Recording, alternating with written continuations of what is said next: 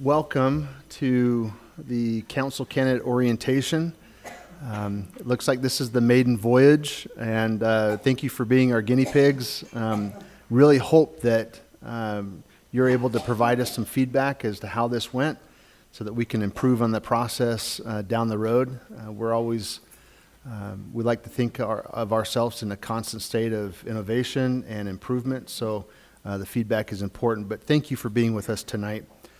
I wanted you to know that there's been a small team hard at work in preparing for the orientation tonight. I'd like to quickly recognize that small team.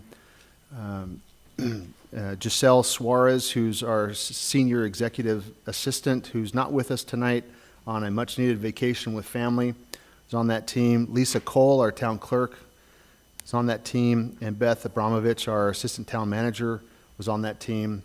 Thank you, you guys, for your help in producing the details and the presentation format for tonight's orientation. Really appreciate you.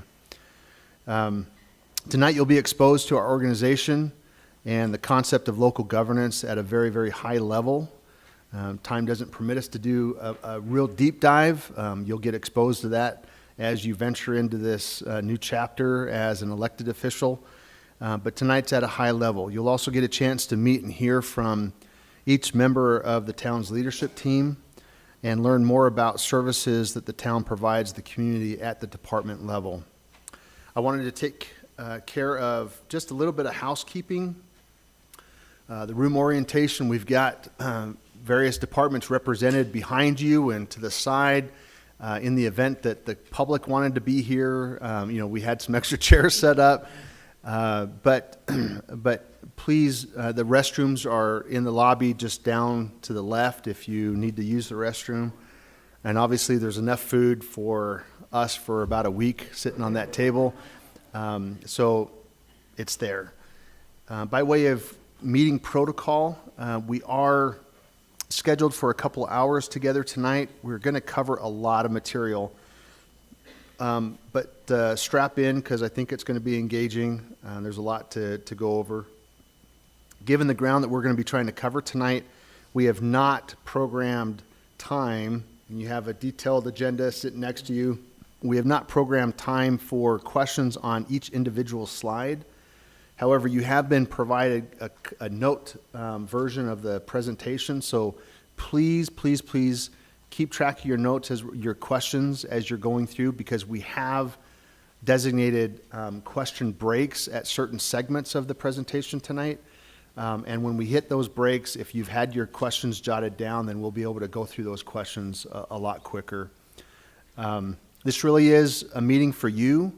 And so, while we're going to make every attempt as staff to stay within that 2-hour block of time, if we go over, in other words, you're part of the answer. Depending on how many questions you throw at us, it could be your fault that we go over.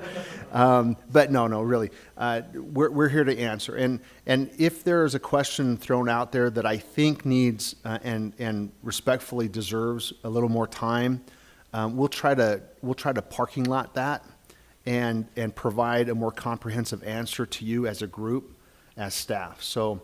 I didn't talk about this, but AC, maybe you could help in tracking those parking lot items?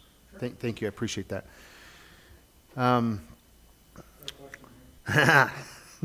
Oh, yes, please. I thought you were joking. I was getting to that. Thank you. We have microphones here to help the audio. We are recording both visually and audibly, but we're not streaming this. And the reason why I wanted it recorded is because it could serve as a resource for us in the near future, and I wanted to make sure it was available. So it's there. Sure. Okay. And finally, as just a courtesy to each other, let's just take a moment, check your mobile devices, make sure that they're either turned off or they are in silent mode, so as to not provide a distraction for anybody around you. That would be great. Having said that, let's jump right in. So tonight, ladies and gentlemen, we're going to be covering these various topics. We'll cover local governance. Local governance has several components to it. We'll talk about the budget, and then we'll do a meet and greet with the leadership team for the town. Following that, and time permitting, we'll dedicate to the answering of questions that you might have. Again, during the process of the presentation, there'll also be opportunities to ask questions as well. Okay. Oh, I'm moving my slide, but I'm not moving yours. There it goes. All right. Okay, sure. Thank you.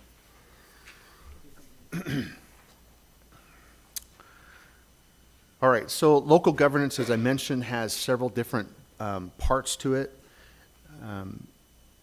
Both Dan Hockley, your town attorney, Lisa Cole, your town clerk, and myself will tag team.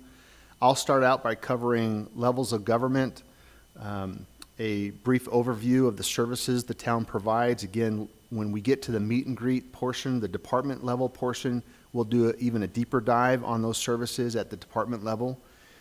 I'll also provide a review of the type of governance, local governance the town has adopted in its town code, and what the roles and responsibilities look like for the town council, our legislative branch, and for the town manager, the executive branch for the town. Lisa and Dan will then team up to cover the Public Meetings 101 section, which deals with the agenda, the council's agenda, and open meeting law. Those are very, very important topics to cover. And then finally, Lisa then will close this section of the presentation by talking to you a little bit about our boards and commissions, as well as helping manage your expectations on what you're going to experience the night of the election. Okay? So, again, strap in, here we go. Thank you. So, levels of government. We all know that all levels of government, whether it's at the federal or the state level or even the local level, we all serve the public in various forms. I think that's why the public is denoted at the top of this structure. However, it's my humble opinion, and I think many of you share the same opinion, that the lives of the public that we serve are most directly impacted at the local level. So I really think that the symbol of the public really is better suited down at the local level, because that's where they're impacted the most. But depending on the state that you're living in, local services can be provided by a number of different entities. I know, for instance, my daughter lives in Maryland, and she's in Baltimore County, and in that county there are no incorporated jurisdictions. There's no local government in that county. It is all county-run services. So, but even here in the state of Arizona, we have unincorporated areas of the county that have been developed. Green Valley, Rio Rico, Tubac, Armado, those types of areas, those are unincorporated but developed areas, and they rely on the county for local services. But then you have townships and cities here at the state of Arizona. We happen to be a township. We're called the town of Sahuarita. There are cities in the state. There's 91 municipalities in the state of Arizona. So somebody might ask, well, what really is the difference between a town and a city? And they may speculate that population has something to do with that. Population, I'm not getting $10. You're not getting $10. Dang it. So population has really nothing to do with whether you're called a town or a city. Take, for instance, the town of Wickenburg. Wickenburg is a population of 7,000 people. But then you've got the town of Gilbert, and Gilbert is nearing 300,000 people. So population isn't it. You similarly have very small cities, and then you have very large cities here in the state of Arizona. So we can take population off of it. What it really boils down to is when the founding folks of a local area makes a decision on what they're going to be called, they choose.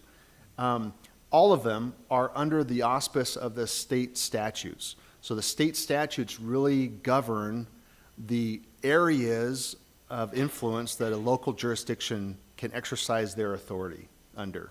And so it just happened that whoever decided about Sahuarita, well, they'd say we're going to be a town and not a city. That's really it. And so it gets a little more complicated because there's some chartered communities and some non-chartered communities. Those exercise more authority, local authority, if you're a chartered community. We are not a chartered community as a town. We strictly rely on what authority that the state statute has given us to exercise, and we lean on that very, very heavily. But we've developed a town code, and that governs our jurisdictional authority here at the local level, again, under the authority given to us by the state statutes, through the state statutes. Okay, presentation of services. Again, this is really, really at a high level. There'll be a more in-depth discussion at the service level when you get to the meet and greet with the departments. On the right-hand side, you'll see the new town's organizational structure. We've moved away from the hierarchical, traditional organizational charts, which are very rigid and very, again, hierarchical, to this. And what we liked about this as staff is that we've got the community that supports the entire organization. It's really their vote that made all this happen. It's their continued confidence in our elected officials and in staff that allows us to continue to operate and provide services. And again, the services that we do provide are services that they have requested over the years that we've been in existence. And so the community creates the foundation, and from that foundation we have a structure that supports those services. You've got the town council in the middle. That's our elected body. That's the executive branch of our local government. Our legislative branch of local government. You've got the municipal court, which is our town magistrate, Maria. She's sitting right back there. You've got our town attorney, also Dan Hockley. He's sitting behind you as well. And you've got the town manager. Those are the three direct appointees of the town council. And then from those direct reports come all the rest of our local government services. On the outside of that structure, you'll see a lot of the services that we provide. Some are inward facing, such as HR services. They really don't serve the public directly. They're inward facing. They serve the organization. Our finance department is in kind of a similar spot. But then we have external facing or outward facing services like our police department and Parks and Rec, our wastewater treatment plant, things like that. So that's kind of the high level of the services we do provide. There are common traditional services that we do not provide at the local level that you might find in other cities, even here in the region. We don't provide airport services. We do not provide, I know, sorry, Bill. We do not provide fire services as a municipality. We don't provide library services. We don't provide sanitation or recycling services, and we do not, at this point in time, provide water services. However, all of those services are in play here in our jurisdiction. They're just provided by either the county, or they're provided by a district or regionally, or they're provided by the private sector. Okay, so that's our organizational structure and services rendered at a high level. So we want to talk a little bit about the council manager form of governance. And so under the town code, the town has identified this form of government, the council manager form of government, as its preferred form of local governance. There are other forms of local governance, but I think that the International City Managers Association, acronym ICMA, has put this informational video together that I think really spells it out nicely as to why the form of government, the council manager form of government, is the most popular form of local governance and the fastest growing form of local governance that we have in the country today and internationally, really. So we'll play this quick video for you. Thanks, Lisa.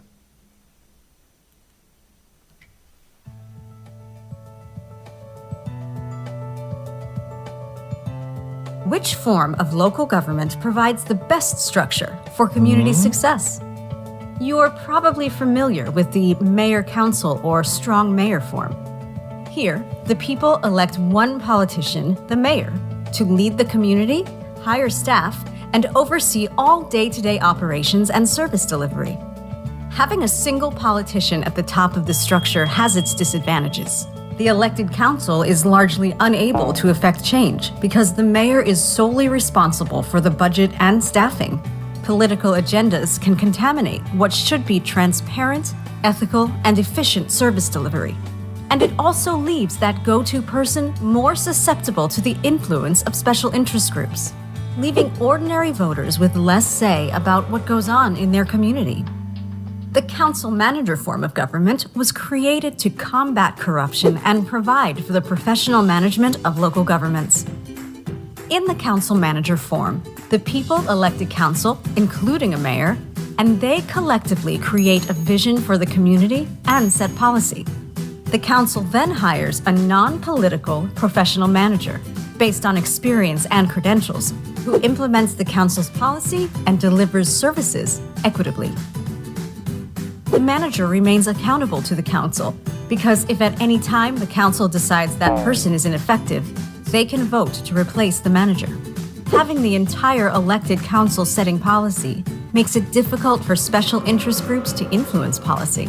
But the council-manager form of government isn't just about curtailing corruption.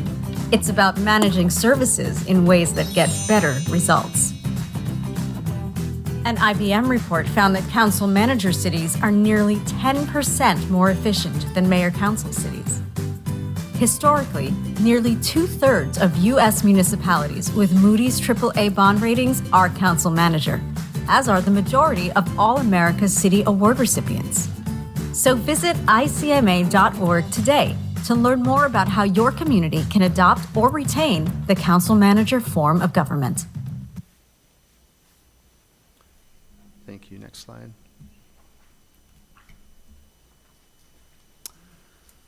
So the biggest difference really between the various forms of local governance, so we heard the strong mayor form, there's other forms. There's a commission form of local governance, and then there's the council manager form of government.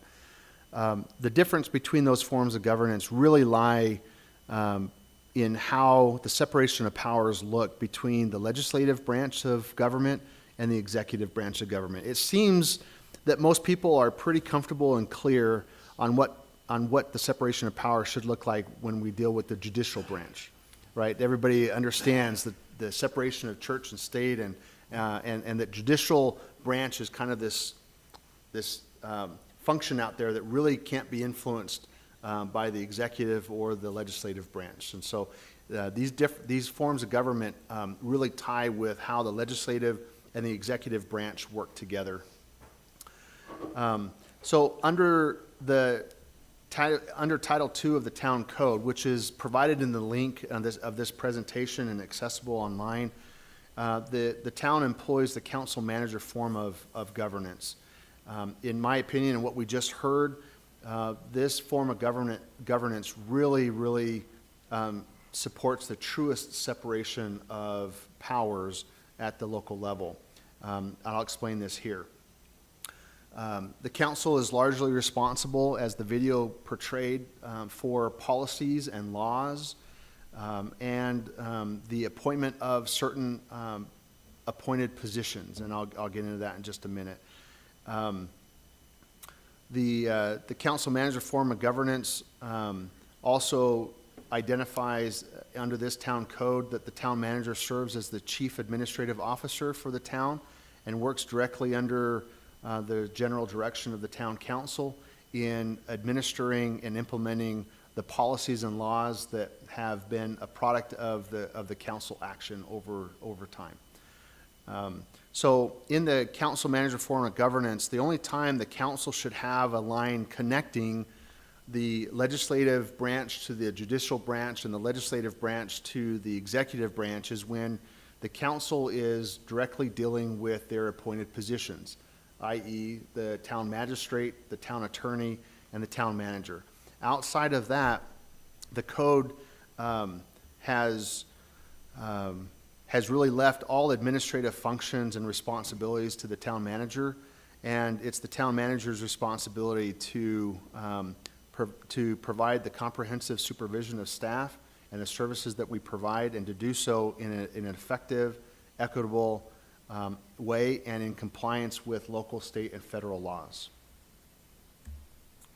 At this point in time, I'll turn the time over to our town attorney.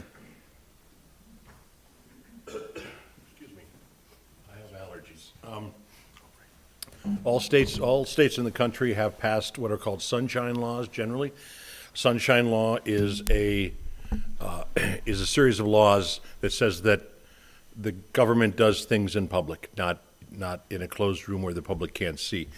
In Arizona, we call it an open meeting law. The open meeting law, it's the sections of our statutes. We've got a short video about it that we'll play, and then I'll talk for a little bit about that following up.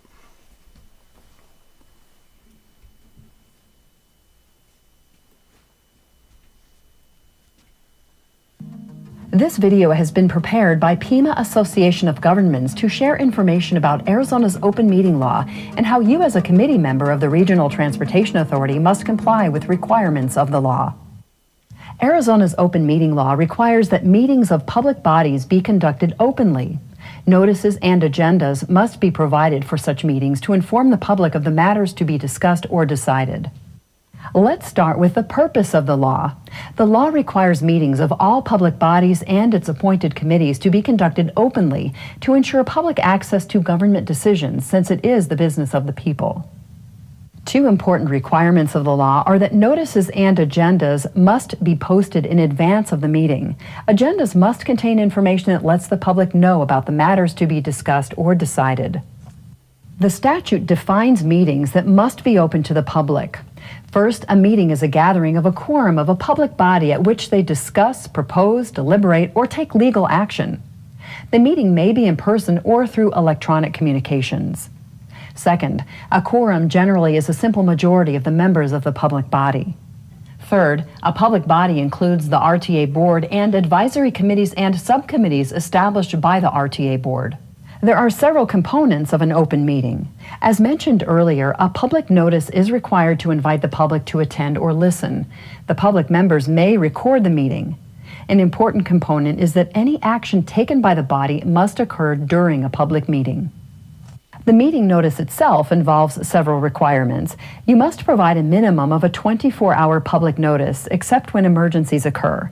The notice must include an agenda. The agenda must describe the specific matters to be discussed, considered, or decided. The agenda cannot have general statements such as new business announcements or future agenda items. Calls to the audience are allowed but not required. During the call to the audience, the public may express concerns on matters that are within the public body's jurisdiction. Time limits, place restrictions, and speaker decorum requirements are allowed. Public comments, however, cannot be discussed by the public body. No legal action may be taken by the public body. Committee members are able to respond to direct criticism. A statement describing the legal action taken by the public body during the meeting must be posted after the meeting. A recording of the meeting also shall be available after the meeting. Let's review some of the key points about the open meeting law. First, discussions should remain focused on a specific topic listed on the agenda. Conduct of a member of a public body should not knowingly circumvent the open meeting law. In addition, committee members should take special note that email responses and phone calls may lead to open meeting law violations. Also, a member of a public body cannot direct others to communicate with other members in violation of the law. Here's what to know about using email. Meeting notices may arrive via email. You should avoid hitting reply all to the email that pertains to committee business or other matters. Written replies emailed to a quorum of the committee may trigger a violation of the open meeting law. An action may not be proposed by a committee member via email to a quorum, even if no one responds. Thanks for taking a few moments to learn more about Arizona's open meeting law and how you can comply with its requirements. I'm just going to cover that more at our level so you have a better understanding. That was produced by Pima Association of Governments, which is a different group. We have a 7-member council. That means a quorum is 4. Interestingly, even when we only have 5, like now, a quorum is still 4. It's a majority of those elected, or of those seats available. So that means if the mayor wants to support the sundial refurbishment, we're doing it, he can certainly email the vice mayor and say, I'm in favor of this, how do you feel? He can even email the vice mayor and another council member.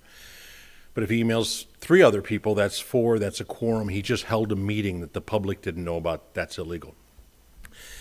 If he emails the mayor and says, I support this, and the mayor emails Councilman Bracco, and he says, I support it, and then he emails it to the 4th, that's an open meeting violation. So the safest thing is never talk to 3 people, because same thing goes for email. If reply all, every email I send the council starts out with a notice that says, do not reply all. So that's how a meeting works. It applies to email, it applies to telephone, it applies to video, it applies to everything.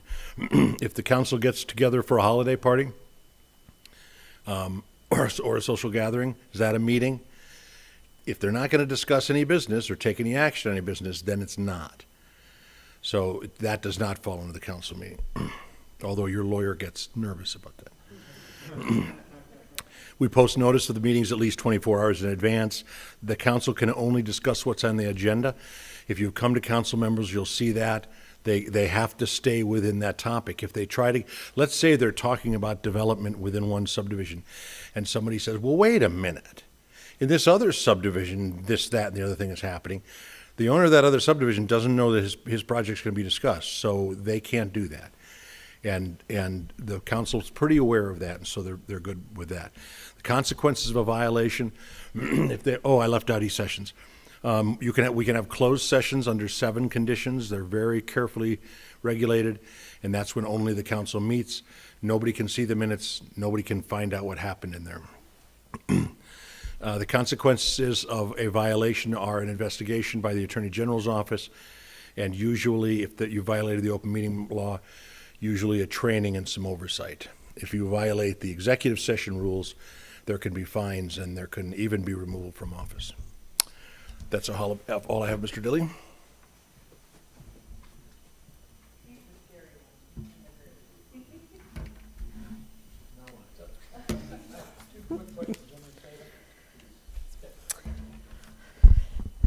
So moving on to Public Meetings 101, I'd like to start with, if I'm elected to council, when should I be available? So our mayor and council meeting schedule is posted on the website under Agendas and Minutes. Council will adopt the schedule generally in the late fall. According to our town code, meetings may be scheduled the 2nd and 4th Monday of each month. And you can find more information about that in Town Code Section 2.1510A. You may be wondering how agenda packets are created and how to get an item on the agenda. Prior to council meetings, the mayor, the vice mayor, the town manager, the assistant town manager, the town attorney, and the town clerk have a meeting to discuss what items should be placed on the agenda. If a council member is interested in having an item on the agenda, then they may ask the mayor, and the mayor will place it on an upcoming meeting. A link to our agenda packet and materials is available 10 days prior to the meeting on our website. Council members are also sent an email link to the meeting and packet materials. A recording of the meeting and draft minutes is available within 3 days after the meeting, but our video is usually posted online the day after the meeting, if not sooner. Those are also available on our agendas and minutes webpage. And finally, written meetings are published on the website 2 days after council member approval. If you're interested in learning more about the anatomy of a council meeting, which goes more in depth as to what certain items are on a council meeting agenda, the Arizona League of Cities and Towns website has a great publication called Anatomy of a Council Meeting. They also publish another periodical what all local elected officials need to know. That gives a summary of what your responsibilities are at the council meeting as a council member.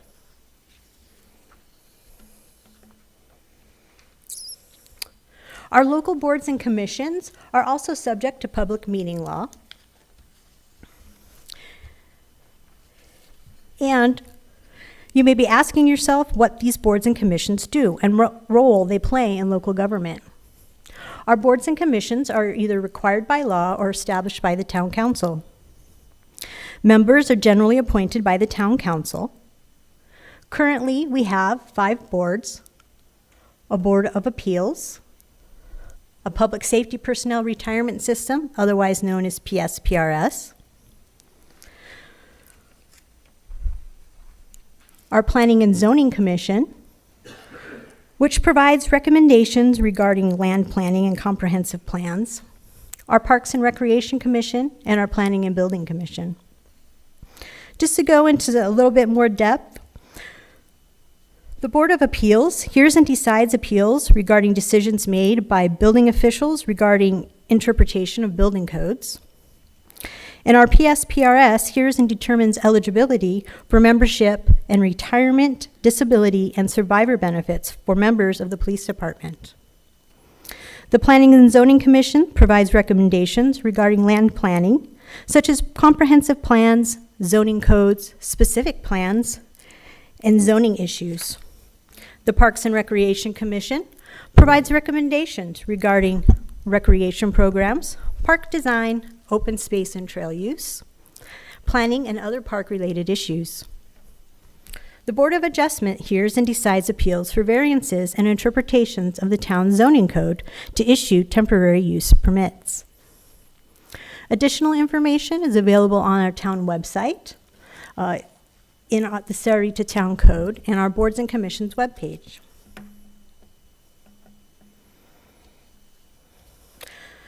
Let's talk a little bit about what to expect on election night.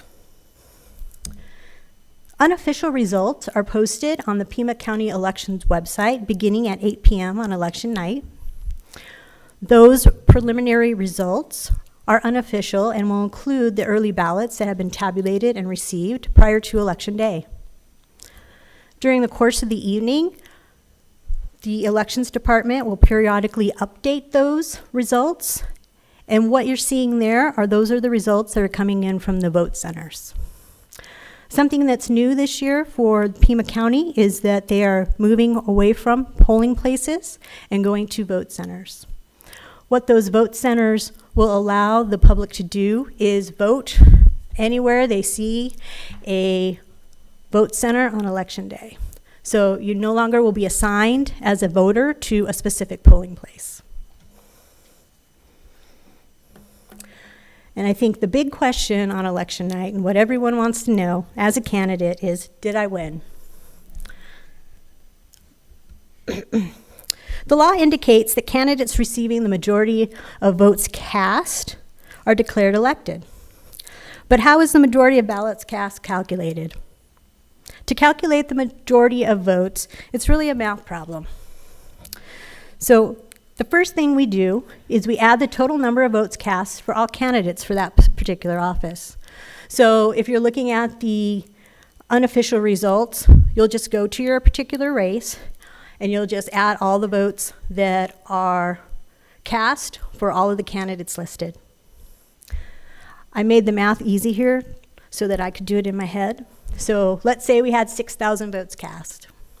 The next thing you need to do is divide that result by the number of seats. For example, there are 4 of you running for a 3-year term. Let me start that over again. There are 4 people running for 3 seats available for a 4-year term. So you would divide that sum by the number of seats available. So 6,000 divided by 3 equals 2,000. Then you'll divide the results of step 2 by 2. Then you're going to round to the nearest whole number. So in this particular instance, those candidates receiving 1,000 votes would be eligible for election. If more candidates receive a majority than the seats available, those candidates with the highest number of votes will be declared elected. Traditionally, our council members are elected at the primary election, but if seats remain open after the primary, a runoff will be held in the general election. Those candidates receiving the highest number of votes will move on to the general election based on the number of seats available.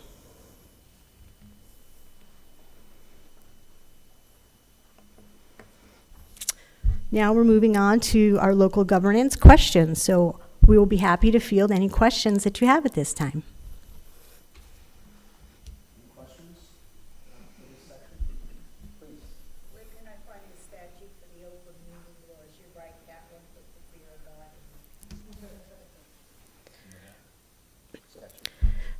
A specific statute for the open meeting law. There is an excellent resource that the Ombudsman's Office puts out. It is a link that is within this PowerPoint presentation itself, but that's some information that we would be happy to provide at a later point in time. Mr. Hockley, did you have anything to add? Yes. If you are a successful candidate or appointee, I will be meeting with you for a couple of hours, and part of that is a much lengthier conversation about the open meeting law. And at that time, I give you a copy of the Attorney General's handbook and some other things. All right? Two quick ones, please. When we were talking about notices for open meetings, we said that we had to have the notice and the agenda published 24 hours before, but it didn't say where. Does that be in a local paper? Can this be here at the office? There's probably a requirement for that. Thank you. There is a requirement for that. We are required to post that information in the areas we designate as official posting areas.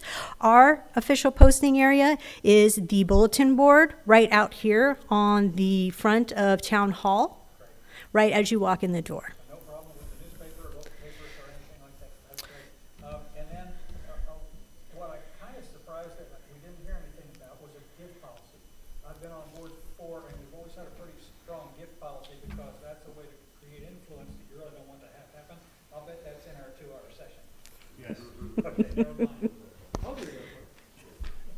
Can I interrupt real quick? I think everybody was told, but if you were going to speak, to make sure you unmute yourself so that the recording can hear you. You didn't know that, Bill, but just to let you know. You just push, hit push. Say it all again? No, you got it. Any other questions? Thank you for those, appreciate it. Okay, hearing none.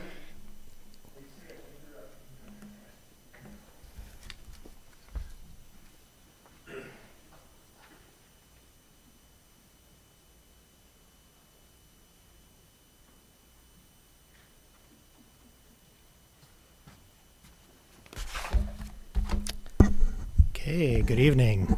I'm A.C. Mariotti. I'm the town's finance director. I've been here a long time. If you've been to any of the recent council meetings, you've probably heard some information on the budget. We're not going to get that involved in it tonight. We just don't have the time for it. But I'm sure you probably have a lot of questions about the budget, and those will probably land in the parking lot, and we'll circle back with you. So tonight is just going to be more of a survey on the budget. So let's just jump right in. Our budget for the upcoming fiscal year, and it's not set in stone quite yet, at last night's council meeting, the council adopted the tentative budget. So there's one more step between the tentative budget and having a final budget being adopted, and that is taking it back to a council meeting, following the open meeting laws, having a public hearing, where the tentative budget will be published in the paper. It'll be made available to the public for public consumption, and then the public gets an opportunity to provide feedback to the council before the council adopts a budget. But right now we are at the tentative budget adoption stage, and in the tentative budget, it's slated for $107.1 million. It is a balanced budget, which means that the pie chart on the left is equivalent to the pie chart on the right. So that pie chart on the left represents our revenues and funding sources. The pie chart on the right represents our expenditures and funding uses. So the funding source chart provides you an overview of where we get the money to pay for everything in the budget. So the first and largest pie wedge you see are for beginning fund balances. That represents about half of the overall budget at $53.3 million. So what are beginning balances? Those are monies and revenue sources that are not going to be spent by the end of this fiscal year, which ends on June 30th, and that will roll over to next fiscal year, which starts on July 1. So that's the largest portion of our budget, our proceeds that we've already collected. The next largest component at 22% would represent intergovernmental revenues. So we rely heavily upon other governments to pay for things that we do in the town. So out of the $23.4 million, about $16.3 million of that comes in the form of state shared revenues. The state shares its sales taxes, its income taxes, its vehicle license taxes, and its fuel taxes with the town. It's distributed to the town mostly based off of population. There are some nuances there. And that would pay for operational elements of the town's budget. The $23.4 million includes $6.5 million of federal ARPA funding. That's the American Rescue Plan Act funding that was tied to the pandemic. And that's it's grant funding. It's a one-time funding source, and we're using the lion's share of that for capital items in the budget. The next largest component are taxes, coming in at about 15% of the total. Now, for most governments, the taxes is going to be the largest wedge, and that's what most people would expect when they see a budget. For the town, however, that's not the case. You can see that governmental revenues is the largest revenue portion of our funding sources, but that we rely also heavily on our beginning balances. Our taxes, our lifeblood for municipalities in the state of Arizona are primarily sales taxes, which are really transaction privilege taxes. It's not a tax on the consumer, it's actually a tax on the business for the privilege of doing business in the municipalities. But most people understand it as a sales tax because when you look at your receipt, you see the tax on there because the business has chosen to pass that burden on to the consumer. Taxes are made up of the sales taxes, which pays for our operations, but there is also a portion that is tax on construction contracting activity in the town, on the development community. And that money goes into a separate pot to pay for one-time costs in our capital plan. Taxes also includes our property taxes that our CFDs charge, and CFDs are legally separate districts, and I'll cover that in the next slide here. After taxes, we have charges for services at $5.5 million, representing 5% of the total funding sources. The biggest component of that would be our monthly sewer user fees. So if you live in Rancho Cerrita community, you're a customer of our wastewater utility and you pay a monthly fee to the town, and that would be a charge for service. Licenses and permits at $3.4 million. That is primarily made up of building permit revenues and development charges. Again, a lot of those are one-time sources that pay for one-time costs, more theoretically, but it does pay for the payroll of our building safety staff and planning and zoning staff. Other revenues at $2.2 million, that would be things such as our court fines and fees, our investment income, and any miscellaneous revenues that we collect that aren't categorized elsewhere. And then you see that white pie wedge is for debt proceeds and also CIP project carry forwards. Those are not revenues, those are other types of funding sources that we budget for. So in our wastewater fund, we are planning on getting about $3.2 million in new debt to pay for some wastewater upgrades. So that's what our funding sources are comprised of. If we look at our funding uses, you see that our operations is the largest spending category. Spending would be comprised of operations, capital, and debt service. So operations at $32.6 million, about 31% of the total budget. The capital budget coming in at $22.5 million. That's about 21% of the overall budget. We have 33 capital improvement plan projects that are part of that capital wedge. The capital improvement plan projects would be those big ticket items that would constitute an asset that's developed, either acquired or constructed in the year ahead that costs $50,000 or more. So there are 33 CIP projects, and then there are smaller capital items such as computer purchases and things of that nature that cost $5,000 or more that would also be included in that. And that pie wedge would also include things such as project management for any of those CIP projects. And there's also some CFD infrastructure acquisitions for a developer that's building infrastructure in the town. Debt service comes in at $7.2 million. The town has about $57 million in debt, for which about $35.6 million is related to our CFDs, or community facility districts, which are legally separate districts with their own separate taxing authority. So what do we use debt for? We don't use debt to pay for operational items. That's not allowed in the state of Arizona. We use it for capital purposes. So debt proceeds provide a one-time revenue source to the town, and we use that for one-time costs, capital. So if we look a little bit more closely at our non-capital operations, so this slide provides a breakout of that $32 million over our 15 departments, and it's sorted from highest budget to lowest budget, highest budget being on the left. And as you can see, that's the police department budget. So we place a great emphasis on public safety in our community. The police department is also not only the largest department, it's also the only department that is staffed 24 hours a day, 7 days a week, 365 days a year. So it gets about almost 3 times as much budget as the next highest department. But one of the things I like to point out on this slide is if you look at the departments that are on the left side here, police department, streets department, parks and recreation department, wastewater department, skip finance, planning and building department, public works department, even court. These are departments that provide services directly to the community and or to our business investors, right, the development community. The administrative departments are the ones that typically have the smallest budget. Again, we'll talk about finance in a little bit. And when we usually talk about the administrative departments, the mayor always likes me to highlight, and if I don't, he will. The mayor and council budget, which you will live in, is has the smallest budget of all. The non-department has more money than the mayor and council has. Yeah, the non-department department. Yeah. Okay. So the next slide. Okay. So when we develop a budget, we use something called fund budgeting, and we call it color of money because it provides a visual representation of sort of some of the restrictions that are placed on the money that we receive. And if you're part of the larger budget presentation, you'll see how those color codes play out and those connections are made.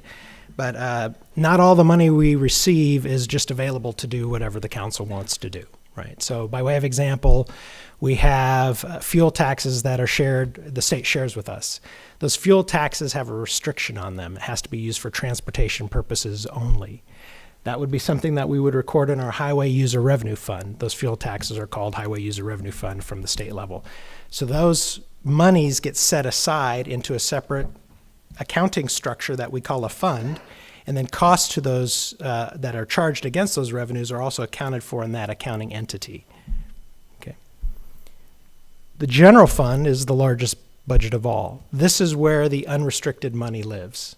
So the things such as our general sales taxes would go in here. The state shared revenues that have no restrictions on them goes into this fund. It's our largest fund because it pays for the bulk of the operations of the town. By way of example, the police department is paid for out of this fund. Most of the administrative departments are paid for out of this fund. These monies are available as you see fit, and it's allocated through the budget process and policies that you establish.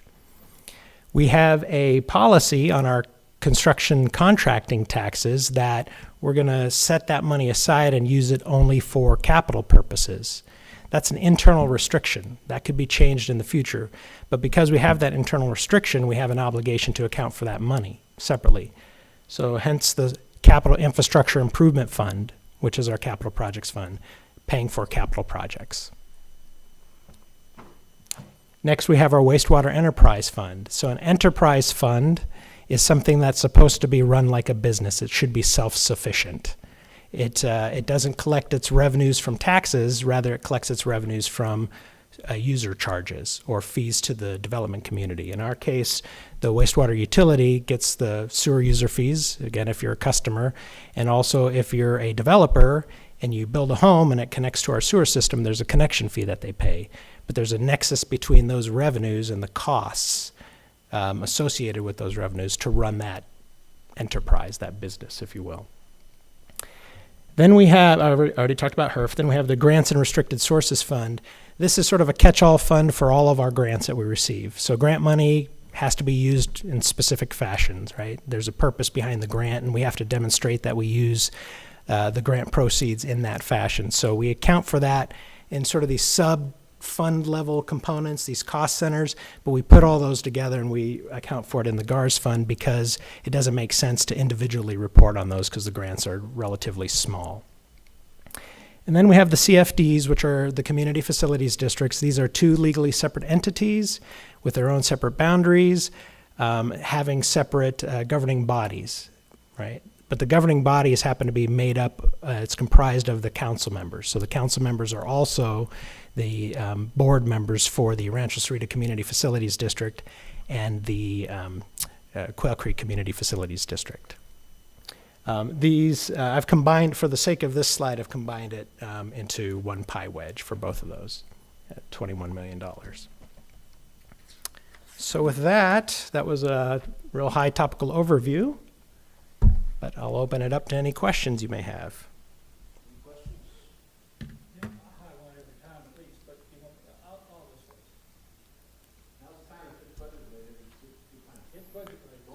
Button. Bill Foraker.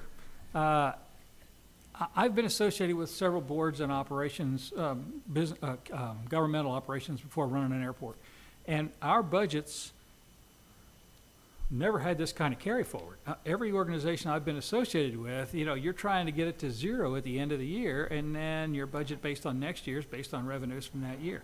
I was really surprised yesterday and kind of think you're a genius. Because this is, Oh, yeah. I mean, It's not my money. This is an amazing way to do this because it builds you an internal hedge. But where did this come from? How did it start? How do you maintain it and keep this ball rolling? Because it's a great cushion.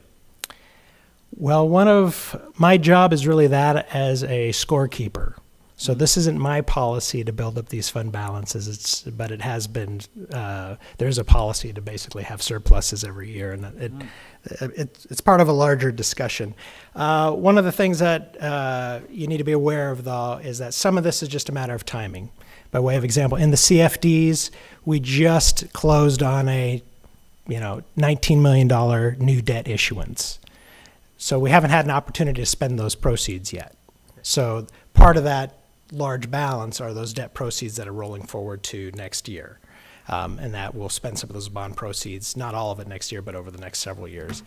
But we do have a policy that says in the general fund that the town manager recommended budget will have surpluses in it.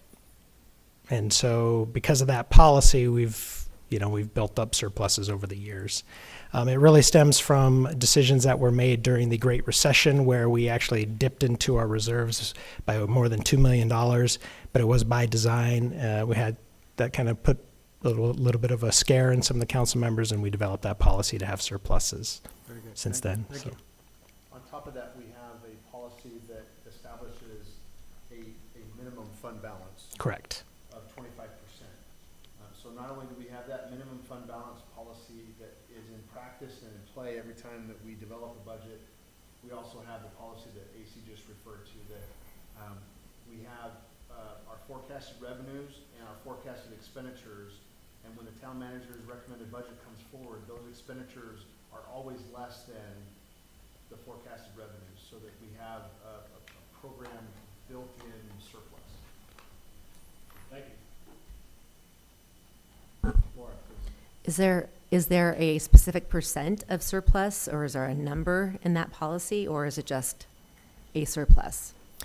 Well, as Shane mentioned, we have a policy that sets a minimum fund balance requirement, and that's established by best practice from the GFOA. The GFOA gives a range. Oh, I'm sorry, Government Finance Officers Association. They give a range, and 25% is on the higher end of the range. It's typically between 15 and 25% is what they would recommend as a minimum fund balance requirement. So we've settled on 25% because we're still fairly young as a municipality. We're still trying to establish our tax base and diversify our revenues before I would ever recommend lowering that. Our policy does not address a maximum amount. But on the annual basis, when we meet the policy policy of having a surplus. Is there a specific percentage or dollar amount that we have to reach on that surplus? No. On an annual basis, we just have to make sure that our revenues are at least equivalent to our expenditures in the general fund. Also, does the town have a grant writer? We do not as of yet. We have people that do grant writing, but that's not necessarily officially their title. However, next fiscal year, the police department is getting a reclassification of one of its positions. That person will be doing a lot of grant writing, maybe dedicated to that entirely. And then within my department, I will be getting a position that will be focused on grant writing. So said just a little differently, right now it's kind of decentralized. Every department kind of watches and monitors the market for grant opportunities and does what they can to pursue those grants. It's not that that's going to change. We're not de-emphasizing that focus, but we are trying to add a support layer to that effort by bringing on the position in finance and dedicating a position to that cause in the police department to further support that effort.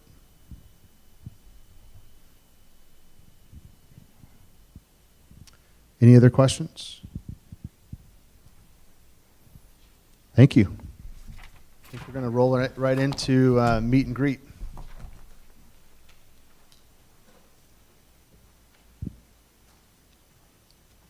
You're up. I'm up unless you have some announcements prior to. I don't. I'm happy to stand.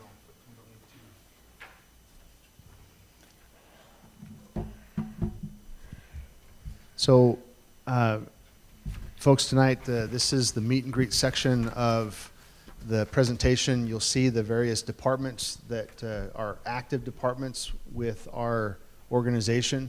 We'll follow that lineup and beginning with the town clerk. So thank you, Lisa. Thank you. So I'd just like to touch base to provide you a little bit of information about some of the services that are provided by the town clerk's department. Our team of 4 is responsible for constituent services, legislative services, records management, elections management, and regulatory licensing. One of the more popular services that we do offer in our constituent services area, which are those services that are provided at our town clerk window here in Town Hall, are notary services. We do have a notary public available between 8 and 5, Monday through Friday, and we provide those services free to the public. We also are a source of public information. We have many new residents that come in and are requesting information about how to get around, where to eat, where to shop, and we do provide maps and we provide that information to them as well. And we are also in charge of receiving notice of claims. Our legislative services processes include meeting management and support. That is the support of the mayor and council meetings and the community facilities district meetings. We do provide public notification of those meetings and notification of other public notices that are required by law. We are also responsible for codifying all the ordinances into the town code and publishing that and making that available to our constituents and the public online. Our records management program consists of being in charge of our public records requests, fulfilling those, and make sure that departments that need to provide records are providing records in accordance with law. We do store the permanent records of the mayor and council. We provide records management training, and we also provide avenues and ways for departments and ourselves to destroy records when those records have met their legal life cycles. We're responsible for election management by administering the local elections. We do that in cooperation with the Pima County Recorder's Office as well as the Pima County Elections Department. We provide voter information and voter registration forms. We are the campaign finance reporting office for local elections, and we also provide initiative, referendum, and recall services to our constituents. Finally, we're responsible for regulatory licensing, which includes bingo licensing, liquor licensing, and business licensing.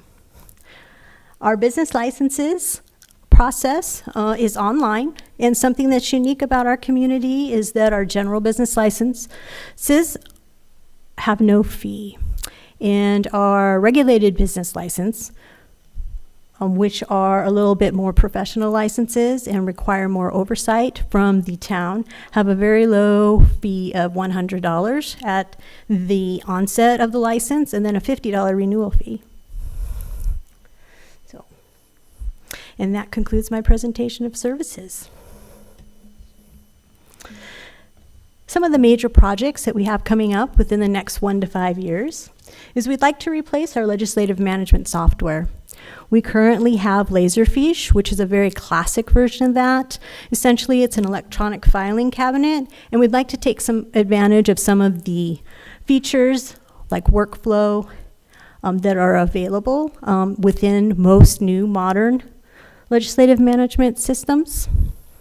In our records management section, we would like to preserve our permanent records that are in paper format, as well as provide town-wide training.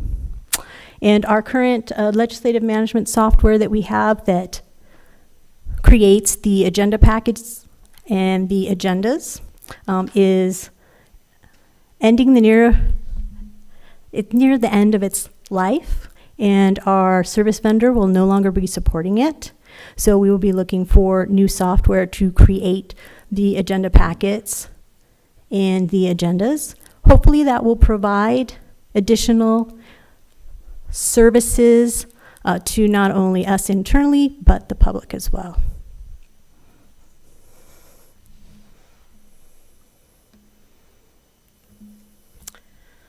And that concludes. Thank you. Hello again.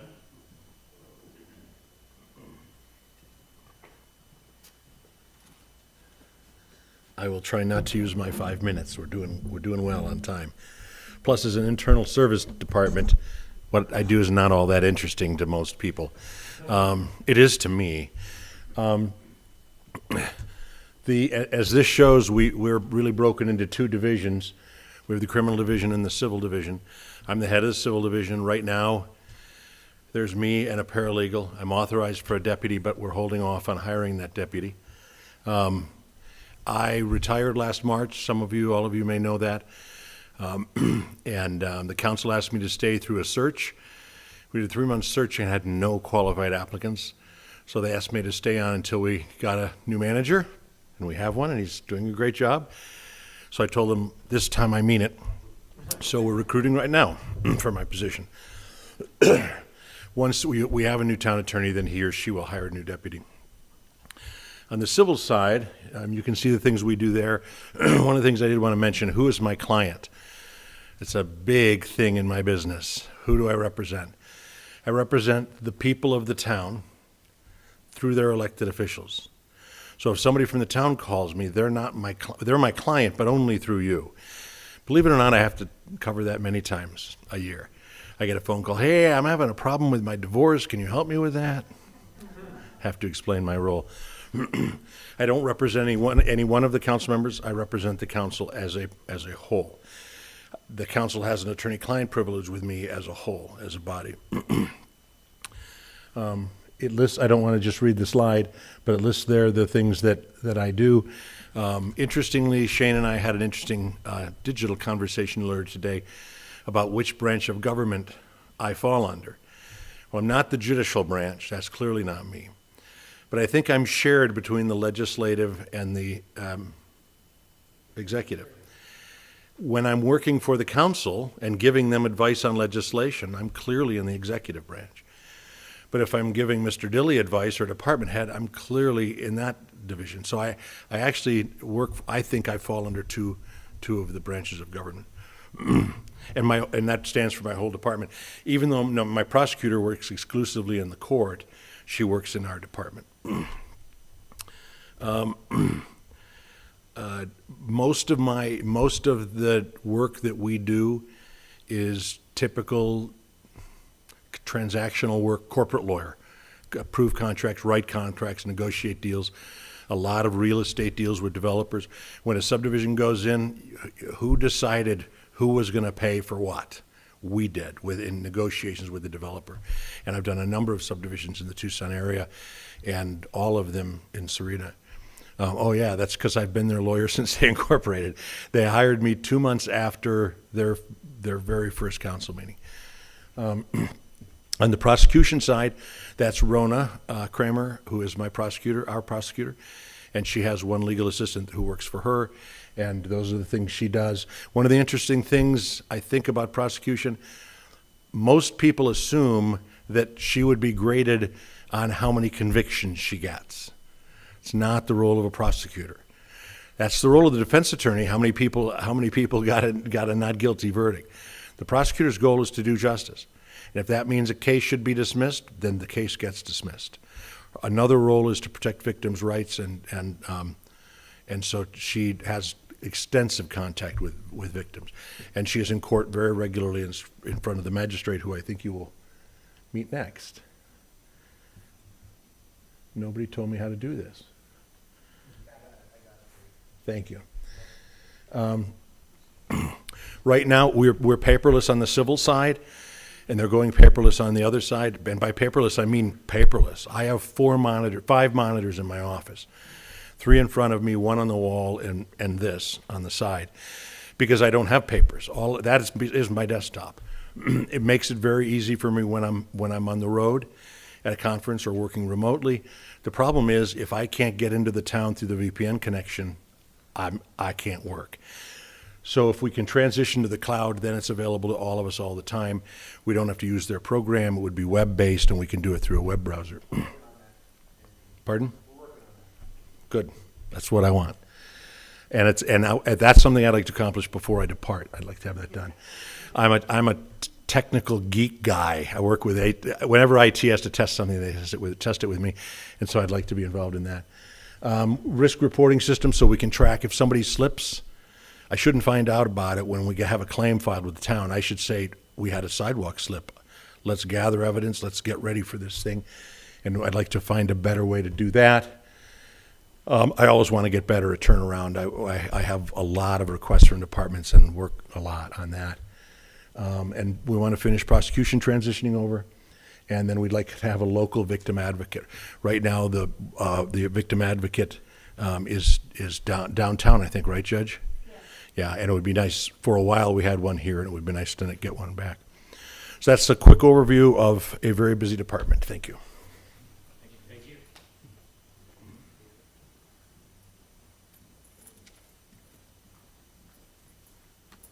Good evening. I'm Maria Montaño Aviles. I've been the town magistrate out here since about 2003. And I'm going to give you a little bit of an overview of what we do. It's pretty obvious. We're the court. So we do provide court services, constituent services, and we do, of course, our records management that also provides some services for the public. Under court services, our main goal and our main function for the court is to provide access to justice. We are required to comply with state, federal statutory requirements, as well as the town code and county ordinances. Sounds strange, county ordinances, because we're in the town of Sahuarita. We do function for the town of Sahuarita, criminal offenses and civil traffic offenses that occur. However, county ordinances often happen, or violations happen within the town's boundaries, so I do have jurisdiction over those offenses as well. Sentence compliance monitoring is a big part of what I do. So once a person has been sentenced, I see them oftentimes throughout, sometimes years, to gain compliance. And so we work with people to make sure that they're in compliance with the sentencings that they've been handed. Constituent services, we used to always have a notary. We have had a change in staff in the last year, so we're working on getting one of our staff members notarized to be a notary again. but we do provide marriage licenses and passport processing services. Records management, we are always having to deal with record requests, and it's not a tedious process at all. We have one person who deals with that, and she does a very good job of that. Turns those around rather quickly. We have record storage and records destruction requirements as well. Thank you. I hit the wrong one. Our major projects that we're thinking of, at least at this point, within the next 1 to 5 years, would include upgrading our current larger courtroom, which is also our jury room. So we have some changes that we need to be making. We're working on those already. And we're working on, hopefully in the future, having some enhancements to courtroom 2, which is our smaller courtroom we used to use for mostly video court, but now we're going to transition that to use for smaller hearings. Audio-visual connectivity has been an issue in that courtroom for quite a while now, but it's going to come to fruition, I believe. We are working with, thank you, Mr. Manager, a security separation wall and door in the clerk's access hallway for the in-custody transports.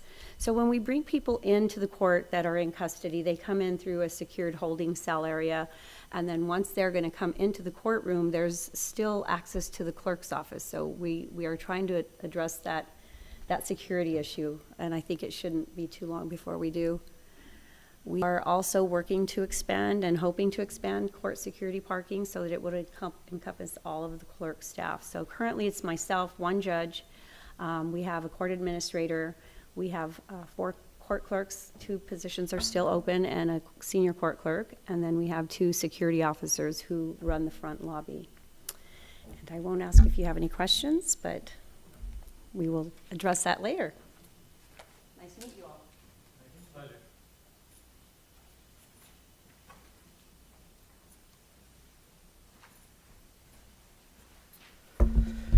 Good afternoon. I'm Victor Gonzalez. I'm the Economic Development Director for the town of Sahuarita. Been with the organization now for about 9 years. Prior to that, worked in various economic development organizations and municipalities throughout the state of Arizona. So this afternoon, I'll touch very briefly on the services for economic development, as well as what we're looking ahead to do. This is a merging of 2 divisions, if you will. And the town manager's recommended budget for fiscal year 23, we have what is the Economic Development and Public Affairs. Prior, we have the Economic Development Department and the Communications Department, both departments being separate from one another. And so in this coming fiscal year, we are merging Economic Development and Public Affairs. What that means is an enhancement, if you will, of those services, as both are very complementary to one another. The Department of Economic Development and Public Affairs will have a total of 4 staff people, an Economic Development Director, Economic Development Specialist, Communications Manager, as well as a Communications staff person to support the development of that area. There's about 5 areas that we focus on overall for the department: economic development planning, direct investment, partnerships, marketing, and public affairs. Economic development planning is really long-term vision and strategically where we're going as a community, as an organization for economic development. About 6-7 years ago, we developed the Economic Development Master Plan that articulated the various strategies and goals that we wanted to pursue as a community and organization.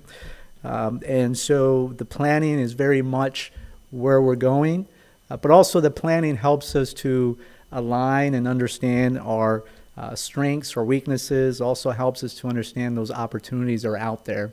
And so this exercise of planning, as I mentioned, we did a formal economic development planning plan and study several years ago, but we also on an annual basis look at where we're going as an organization. To give you an example, during COVID, it really forced us to look at how we address the needs of our businesses. It also put us in a position to understand the programs and the resources that are out there. And so there was a lot of economic development planning around how we would respond as an organization to support our businesses. Direct investment is about the efforts and activities to support the creation of jobs, capital investment, the supporting the activities to attract industry, to support our local businesses as well. And so that area encompasses developing reports, demographic reports. We frequently receive calls from small businesses. We also receive inquiries from startup businesses that want to, or an individual that wants to start a business. So we help them understand the marketplace and the opportunities that they're trying to develop this business around. We also support the site selection process. So if a business or an individual that's looking to start a business is needing to understand the real estate options in the community, we provide that site selection assistance. We also provide the cost of doing business. Again, if a business is looking to relocate or an individual wants to start up a business, we'll sit down and have an overview on what it takes to operate a business in the community.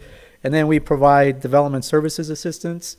So as businesses are going through the permitting process with planning and building, we're there to shepherd them along. Partnership is a big activity for us. It's really about connecting with local stakeholders and employers, connecting with regional organizations, whether it's Sun Corridor, which is our regional economic development organization, or the University of Arizona Center for Innovation, as well as the Small Business Development Center. Those are partnerships that helps us understand the resources that are available at the regional level so that we can better connect those resources with our local businesses. And then we also look at how we can partner locally, regional, or statewide to advance any initiatives as it relates to economic development. And then marketing is about building Sahuarita's identity. On an ongoing basis, we are mindful as to what we should do, activities that we should be involved to build our identity, for business attraction. Whether that's sales mission trips or partnering with regional organizations to take part in virtual events to promote the area to attract industry. And then we develop marketing materials. And then on the public affairs side is really about engaging with the public and the stakeholders and making sure that we're transparent. We're being responsive to inquiries, whether that's media inquiries or inquiries from residents, but also that we're putting information out there about what's taking place in the organization and in the community. Next slide, please. Thank you. So major projects for economic development and public affairs over the next 5 years is the implementation of the Economic Development Master Plan. We adopted an economic development plan several years ago. Now it's time to revise that plan, look at where we want to go as an organization and a community in the coming years based on the various dynamics that taken place in the community. We also want to focus on strengthening not only our present but also future employment centers and commercial centers. Over the last several years, Sahuarita has developed nicely on the commercial side. We have also seen the successful completion of Samtech, which is our tech center. And so we need to continue to not only encourage that kind of development, but also what role are we going to play as an organization to support the development of the commercial centers and employment centers. Tech commercialization is a big area for us now where we will continue to partner with the likes of the U of A Center for Innovation. Tech commercialization is very much about grow in Sahuarita approach, where we identify tech startups, we nurture them, and we build them up in hopes that they become major employers in the community. And then we certainly are very mindful of the growth of our small businesses, whether that's our mom and pop eateries, as well as our local service providers. We're very mindful, and we want to continue to help them grow in the community. On the public affairs side is build Sahuarita's identity. We have a good thing going on in the community. We've seen that over the years of the growth of the community. So we want to continue to build on that and use that attractiveness that we have for the community to build the identity. And then connect with residents and businesses. How do we continuously connect with residents to provide them the information, be responsive to the questions they have, but also continuing to connect with our businesses. So with that, thank you for your time.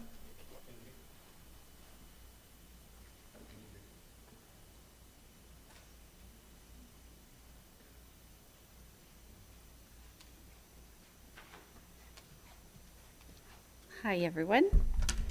We are also an internal services department, currently 4.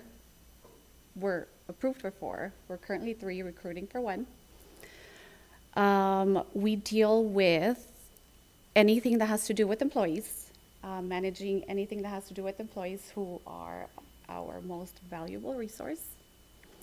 Liliana, why don't you introduce yourself real quick? My name is explain- Liliana. Yeah. What's your title, your role? Senior HR analyst. And My Jessica, boss, yes. my boss isn't here today, so I'm covering for her. And you're doing a great job at it. So our department can be broken down into 3 main functions. Total rewards, which is a combination of compensation, benefits, and also incentives. Employee relations and engagement, which has to do with employee satisfaction, productivity, investigations, grievances, complaints, which are always interesting, and staying up to date with any legal updates, labor law legal updates. Talent acquisition, which is employee forecasting. We need to know, based on our growth, how many positions we'll need in the future. Recruitment and selection, attracting the right candidate and selecting the right candidate for the right job so that we're able to retain them and become more efficient. Succession planning. I think that's very important. We need to be able to develop our employees so that they're able to grow within our agency. Next, please. So our major projects is enhance our employee engagement and relations by continuing to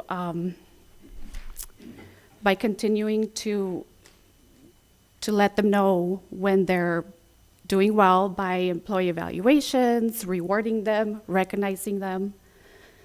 Our department services is we'd like to expand and bring on more people into our department. We currently don't fit in our department. We're one of the low budget departments, but we'd like to bring on a wellness coordinator and a risk manager and store all of our personnel records into an electronic storage system. Thank you, That's it. Liliana. Thank you. I would add here real quick that we're also looking to, and this is an effort already underway, but we're looking to enhance our onboarding effort with new employees. So we're creating a new employee orientation program that's a little more formalized, that engages the town manager in meeting and greeting new employees as they come on board. And we're also looking to create an employee advisory committee. That'll take some time to develop, but we feel that we can formalize the process for employees' voices to be heard in the organization.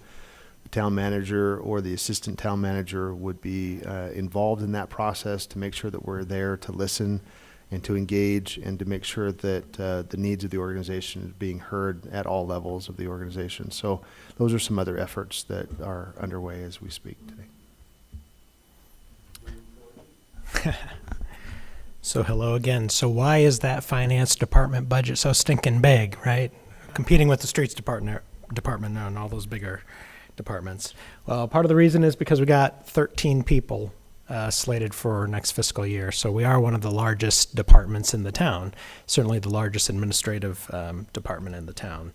Right now, we have 11 authorized FTE in the current fiscal year budget, and next fiscal year, we will be adding 2 new positions to bring us up to 13. We have 5 primary service areas that we provide, and again, Finance Department is a central service support department. I like to say that we don't provide the services you receive, but hopefully we make the departments that provide those services better, able to provide those to you. So within financial control and reporting and budgeting, we have 5.5 FTE that work under those 2 service areas. In the technology services, and the technology division does live within the finance department, there's 5 full-time equivalent employees. Procurement and grants division is relatively new to the finance department, so the procurement division moved over from the town manager's department within the current fiscal year budget. So this is the first year that procurement's lived in finance.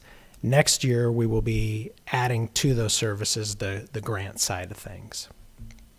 And then also there's a risk management division within the finance department. There is no staffing in the risk management division, as I serve mostly as an intermediary between the town and the Arizona Municipal Risk Retention Pool, which is a pool that we're a member of, and many municipalities in the state of Arizona are. And we pay our insurance premiums to them, and we sort of share in the risks and rewards of that pool.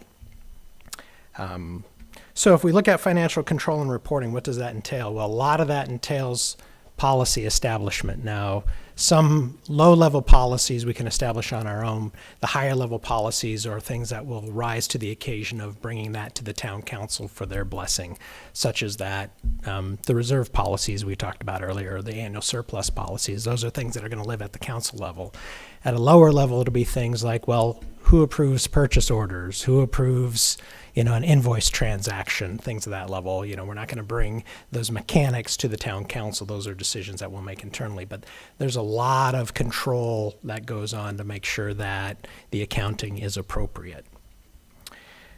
As part of financial control and reporting, we produce an annual comprehensive financial report. This report goes above and beyond what is normally required for a municipality. And because of that, we follow certain guidelines that are put together by the Government Finance Officers Association, the GFOA, and we participate in their awards program. And for many years now, 15 years plus, we've received an award from the GFOA on our annual financial report. It's funny to me because in my previous job, I was an auditor for the state of Arizona, and that was our focus. Everything was focused on the annual comprehensive financial report. That's the thing that gets audited. That's the backward-looking report. So the year goes by, and then a few months after that, we put together the report. The auditors come and they take a look and make sure that we're reporting things accurately. These are the things that the rating agencies will look at. Whenever we want to issue debt, the investors will look at our annual comprehensive financial report. Council members, we're more interested in that budget.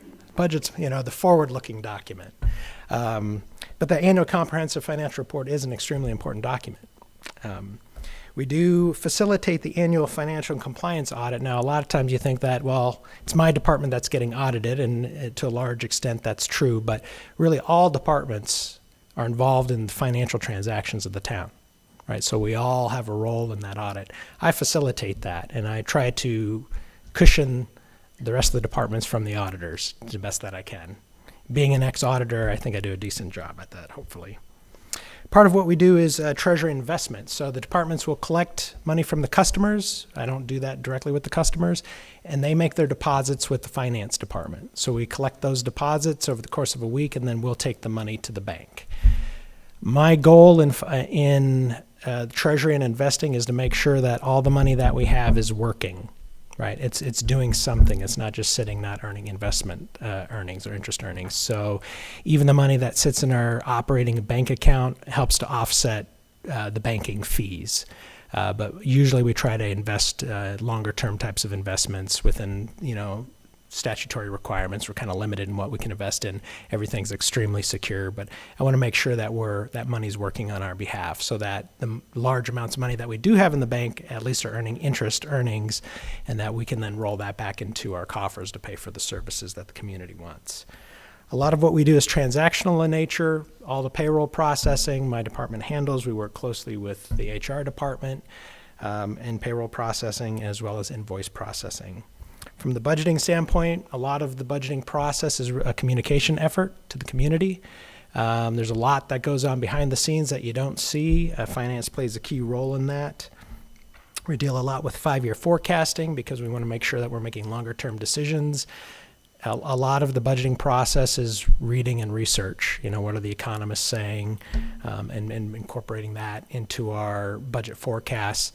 The goal with budgeting is not to be ultra conservative. The goal is to be reasonably conservative when we put together a budget. If we're ultra conservative, then we're hamstringing what we can do. You know, if I'm lowballing all of our revenue projections, there might be something that the community really wants that I'm going to say, you know, that we don't have the resources to do that. So the goal is to be reasonably conservative. A lot of the budgeting process is monitoring, right, and making sure that the departments are living within their budgets. Technology services, as I mentioned, 5 FTE. It's amazing what technology touches everything, and how much our departments rely on technology to do their work. When I first started, it was not so. We had one copier that we all kind of shared, and it didn't. We scanned things in periodically. Everything you've seen, all the things that are planned for the next 5 years for the departments that have already presented to you, and how we're trying to move things to be more nimble and have this more remote work environment. Well, technology is going to play a key role in that. Audiovisual equipment falls under technology. We've worked with the courts on their X-ray machine, the tires technology to a certain extent. But there's a lot of troubleshooting that goes on. There's a lot of project management, heavy on the cybersecurity emphasis because there's huge risk, especially if we move everything out to the cloud.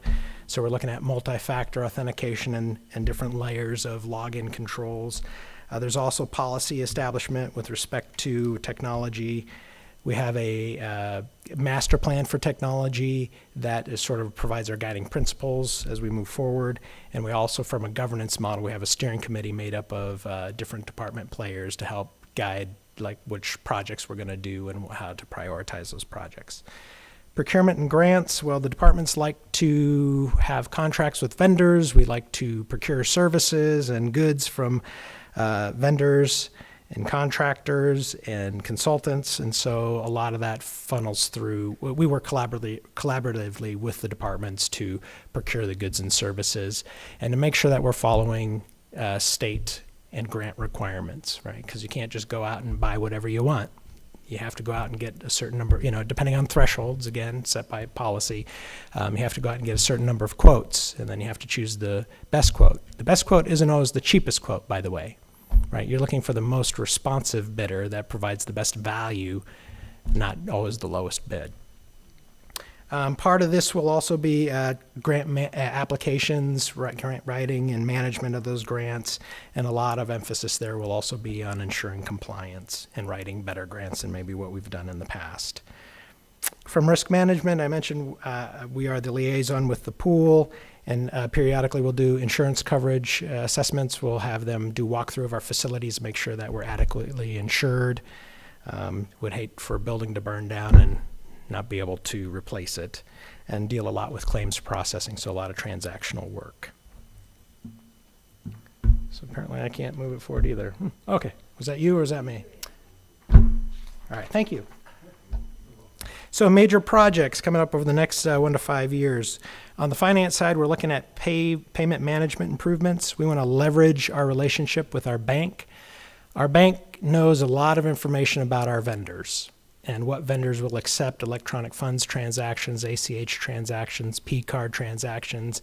And we're going to work with our bank to find out which vendors will take P-cards, move them over to P-cards. So instead of me cutting a check to a vendor, if we can get them on a P-card, then we can share in some of the rebates on that. There's some incentives that come with that P-card program to, again, recapture some of those costs back to the community.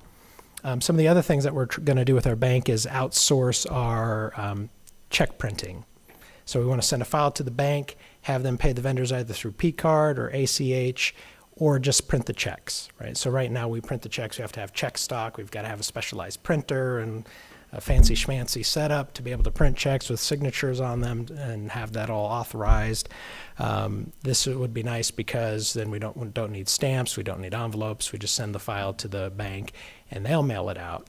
And also with the post office, you probably know all of our mail goes to Phoenix anyways, and then, so mails from Sahuarita to Phoenix, back to Sahuarita in some cases. So if we send it to Wells Fargo, it'll just come out of Phoenix. We're looking to migrate to our web services and also cloud storage. Again, this is to make our workforce more nimble, to be able to work from anywhere in the world with an internet connection. So heavy emphasis on that. We're going to need to update our technology master plan. We're coming to the end of the life cycle of the current plan. Cybersecurity, you're going to hear that a lot of training with that respect, new types of software programs, really moving more towards artificial intelligence to help with cybersecurity protections, looking at sort of our behaviors as a user, technology users, and then identifying things that are sort of outside those behaviors and capturing those transactions, because that could be a problem. On the procurement side, it's new to my department. The rest of my department's pretty much paperless. Even when we receive paper invoices, we scan that in and get rid of the paper. So everything's stored digitally. We're not that way yet for procurements or grants, but that'll be an emphasis that we place on this upcoming year and following year, and we should get there. And then again, with the new grant function, let's get more grants, right? If we can get outside money to pay, a lot more grants, right? If we can get other people's money to pay for things that we want to do otherwise, let's do that. So, as the division matures, I really think we'll be more successful in securing those grants. And, part of this will be, we'll learn how to write grants better. And hopefully that will help facilitate us capturing more dollars. Thank you.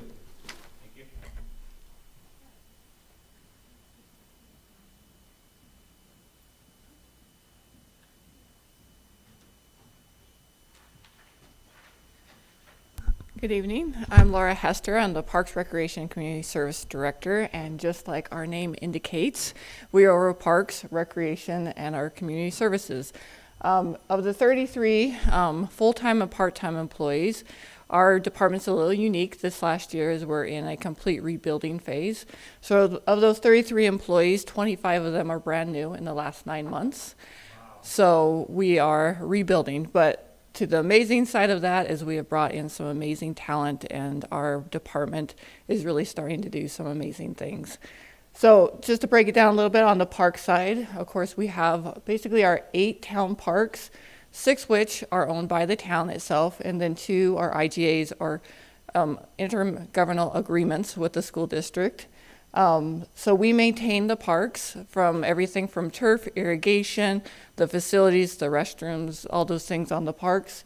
We also do any new construction within the parks, such as bridges or sidewalks, new fields, any of those things. And then we maintain all the park facilities and rentals.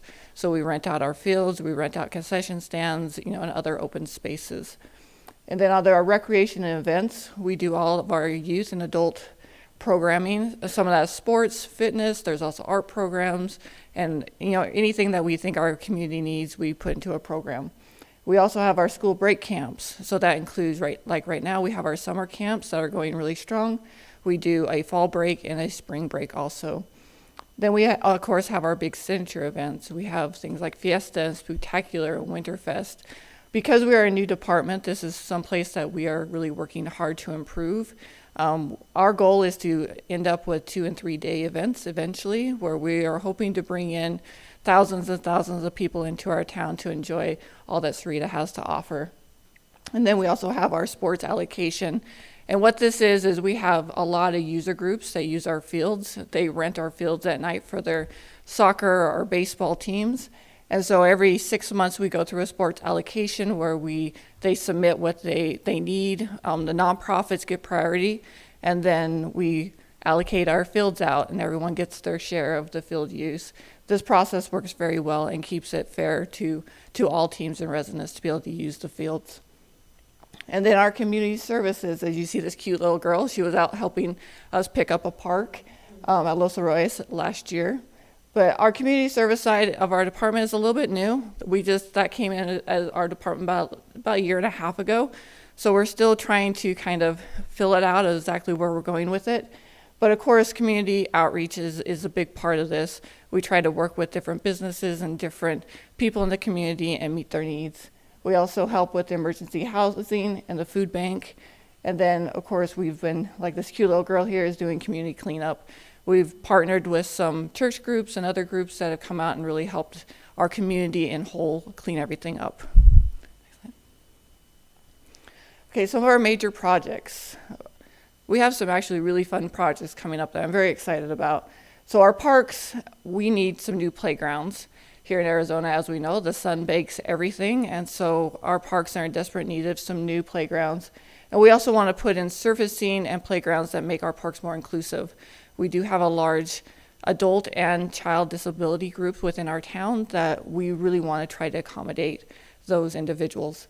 And so our first park will be Parque Los Arroyos, will be this upcoming year. Then we also have our sewer line extension at Animex Park, and what that will do is allow us to do the next one, which is the town Cerrito's first splash pad, which is very exciting. And that will also include a restroom and another inclusive playground. And then it also encompasses our brand new fitness court that is actually started installing today. So we're very excited. Then our maintenance workers are in desperate need of someplace to work out of, so they will begin a maintenance building. We have a new park that is just coming online, the Twin Buttes Trail Park. We are in the final stages of our master plan for that park, and then we'll start building our trails and restrooms and other things within the park. And then we are going into the second phase of our Parks, Recreation, and Trail Master Plan. I just received the survey results as I was sitting here in this meeting, so very exciting. And what this does is allow us to make a 5 and a 10-year plan of the facilities that we need for our community, such as a rec center, swimming pools, more playgrounds, etc. And then, of course, we're always working to make our signature events bigger and better. We are working as we get more facilities to increase our recreational programming. And then, of course, we're always looking for more ways to do community outreach. Thank you.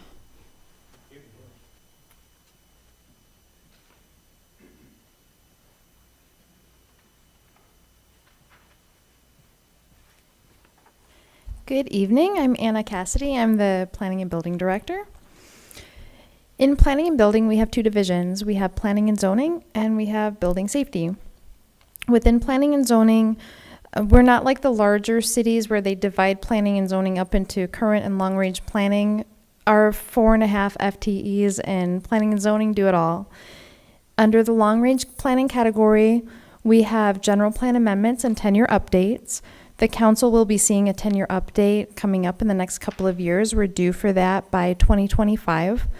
This is something required by state law. We're required to have a general plan and to re-adopt it every 10 years. We also process general plan amendments. These are things that can be proposed, the minor general plan amendments, any time of the year. The major general plan amendments have an application window from January to April. Long-range planning is also involved in zoning code amendments, which are sometimes done in response to new development trends or a streamlining effort. Mayor Murphy gets very excited when we have a streamlining code amendment coming before the council. And sometimes those code amendments are done in response to new state or federal laws. For example, the federal case law that changed the way that cities across the United States regulate signage resulted in a major overhaul to our sign code a couple of years back. In current planning, they've been doing a lot of development plan and subdivision plat review over the past couple of years. Anytime somebody wants to build a business here or subdivide a tract of land to build homes, we have to do a development plan or a plat. We also process zoning clearances such as walls, sheds, ramadas, pools, all these little projects that don't need a full-blown development plan but just need a little bit of a zoning check to make sure that they're in compliance with setbacks and height restrictions and things of that sort. And then we have our bigger zoning actions like the conditional uses, the variances, temporary uses, rezonings, new specific plans, specific plan amendments, all kinds of fun stuff.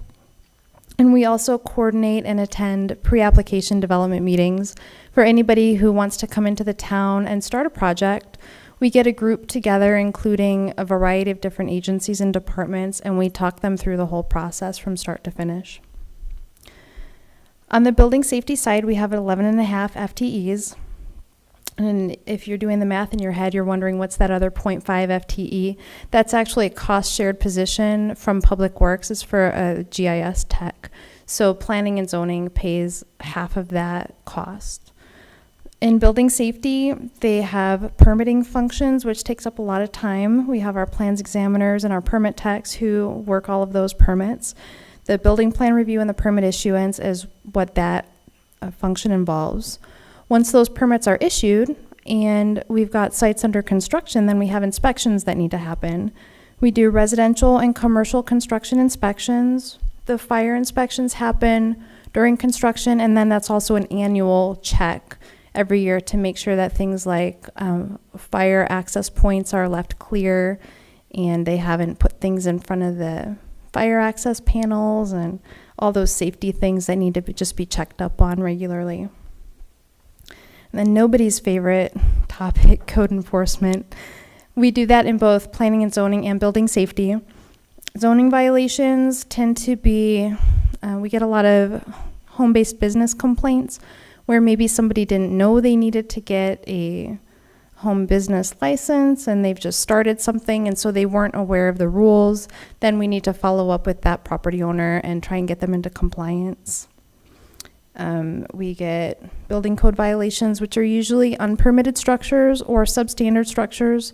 And again, most of the time it's just somebody wanted to build something in their yard and they did not realize that they needed to get a permit for it. And we get a lot of nuisance and litter complaints, which is usually trash, weeds, junk vehicles, animal waste, unfortunately. That one's never fun to follow up on.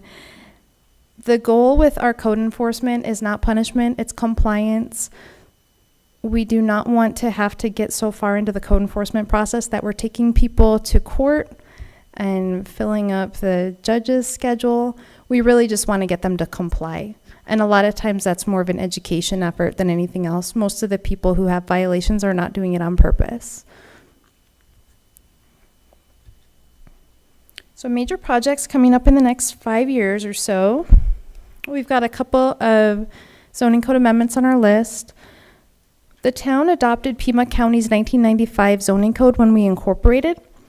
So some of the zoning code is pretty outdated. The residential zones are one of those sections that really hasn't been touched in a major way since the town adopted the 95 code from Pima County. So that's something that's been ongoing. We're getting ready to cross the finish line with the drafting on that one, and then we'll begin a public outreach process. The industrial zones are another thing that definitely needs modernization.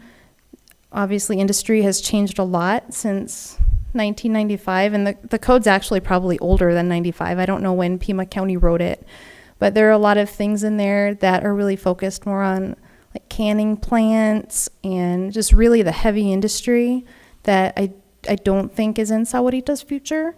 We need to refocus it on more of the things that Victor's trying to attract to the town through economic development and make sure we've got zoning to accommodate the types of businesses that economic development wants to bring in. We are working on a GIS and software implementation project. We have fairly new permitting software that we bought about 2 years ago. It is GIS based, but our GIS service is not robust enough to incorporate it. So we're in an effort right now to improve our GIS services so that we can get that incorporated with our permitting software. Like I mentioned earlier, we've got a 10-year update to the general plan coming up. We have to get that adopted by 2025. So this fiscal year, we're going to start the pre-planning process for that. And then in the next fiscal year, we'll begin the hard work. We're going to roll up our sleeves and start getting it done. Sahuarita Town Center planning is a placemaking effort to try and have a central location where people feel like this is Sahuarita, the gathering place. This is something that's been a council effort for a few years, and I think it's going to come back in a big way. And then we've got the 2024 building code cycle coming up soon. So once those codes are out and ready for adoption, our building safety team will work with other jurisdictions and figure out if there are any local amendments we want to make or if we just want to adopt the whole thing. And that'll be coming to the council for adoption after that 2024 code cycle comes out. Thank you.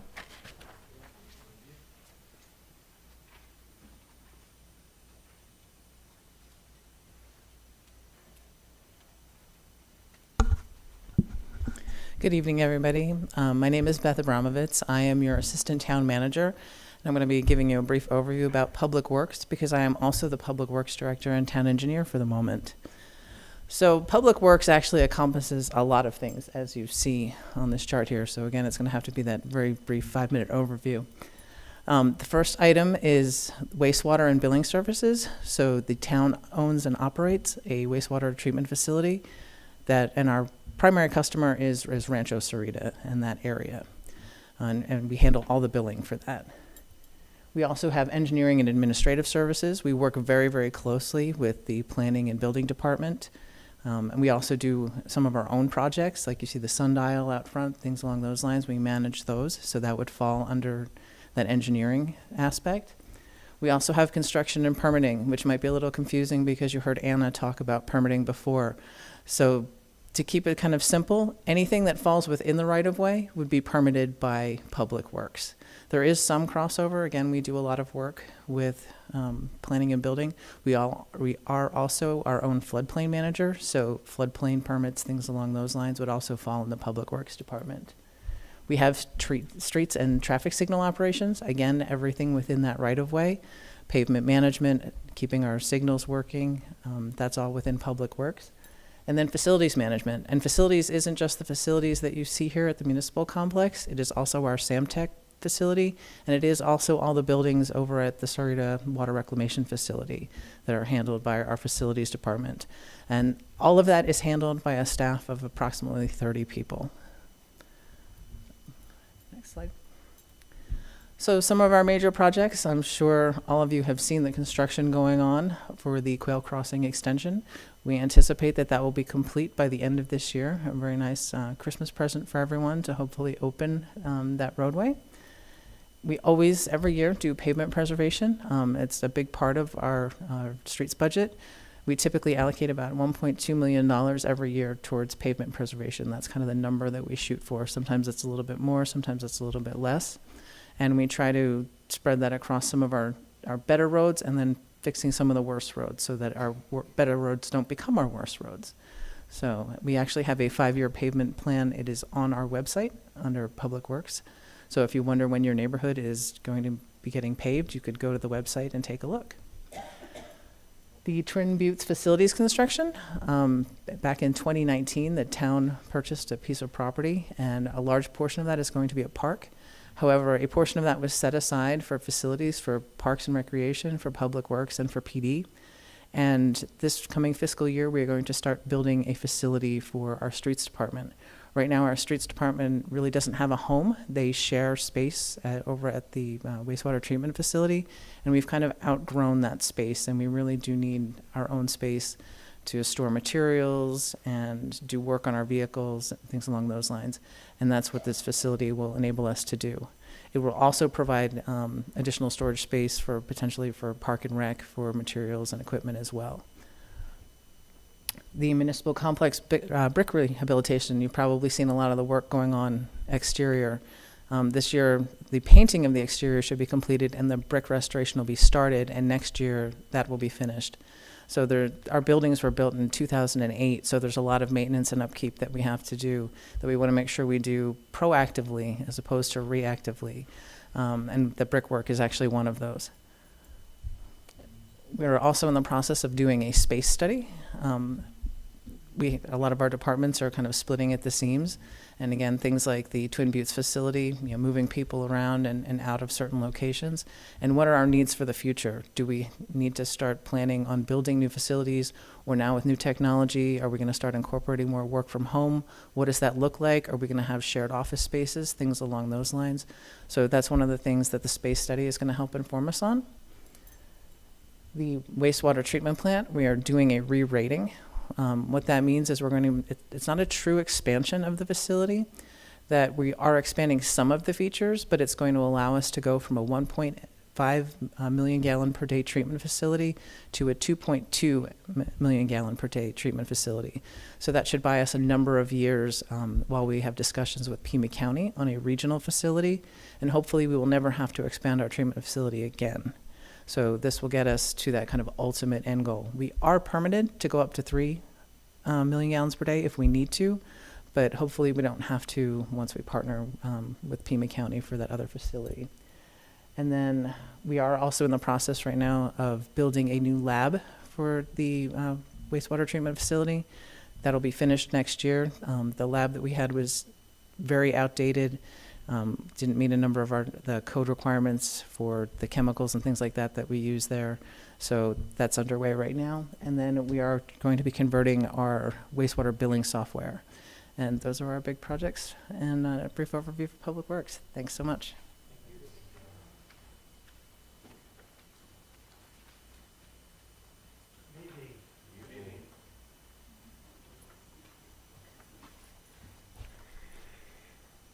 So I've done a simple slide here by design. I realize you see a number of 74 full-time employees up there. And I've split our police department into 2 divisions. That's how we actually operate. So we have our field services division and then our special services division. If you look at this particular slide, you'll see a number of 43 down towards the bottom as far as the number of employees that work on that side. As AC and others said, biggest budget as far as the department, but we also do that 24/7, 365. So it's a quasi 3 departments covering that 24-hour clock. So the bulk of the folks in the field services division are dealing with patrol officers. That's backward when I look at it this way. On this slide, it's flip-flopped. So whoever tricked me, good job. So when you think of field services, those are typically uniformed personnel, and they have pretty much all ranks. A commander, what I refer to as a number 2, just below me, runs that particular division, and a second commander runs the field services division. So between the field services and the special services division, we cover pretty much the 365 every day-to-day operations. And that's our uniformed patrol officers, that's our traffic operations, that's our detective bureaus, that's our crime scene processing, that's our community policing efforts, all of that stuff.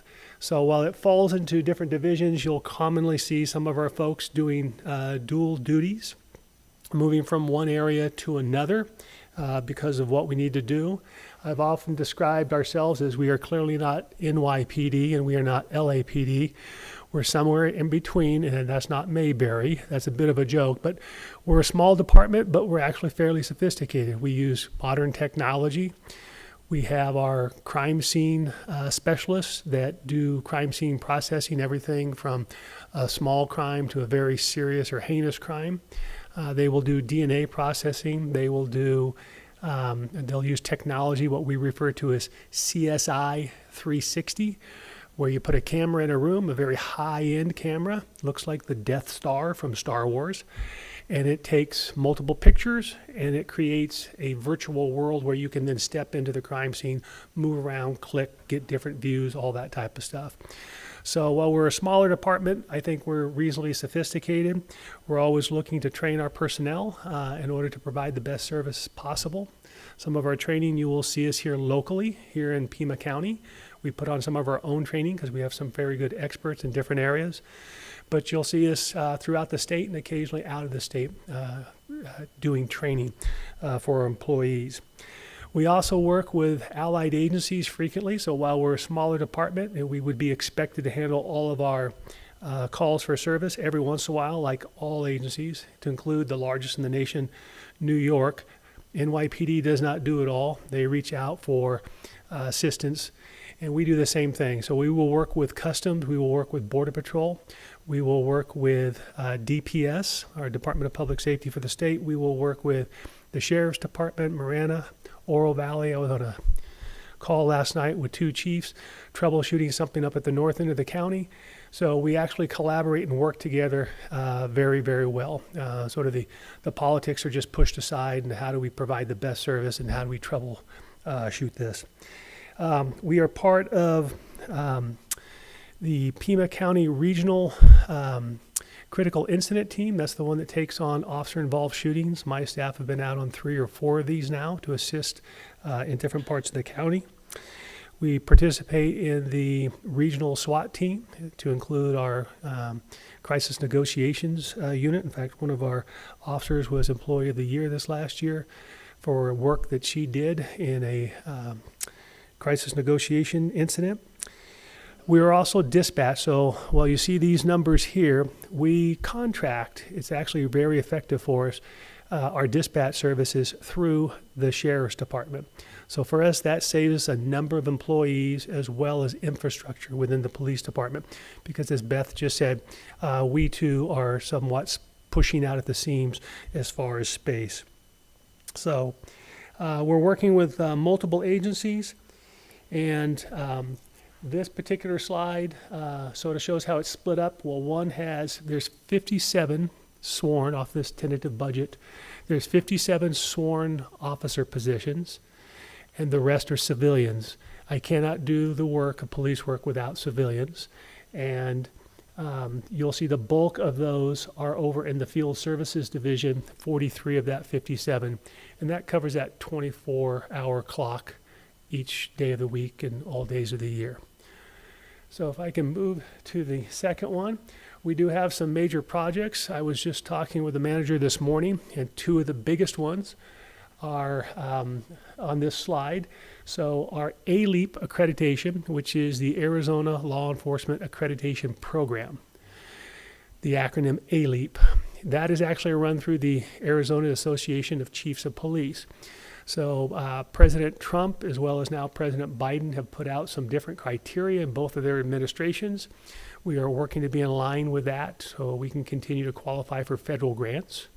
And ALEAP accreditation is required. And we are on task right now to try to meet this goal here this calendar year. So our goal will be to finish this up at the end of this year. It is a heavy, heavy lift.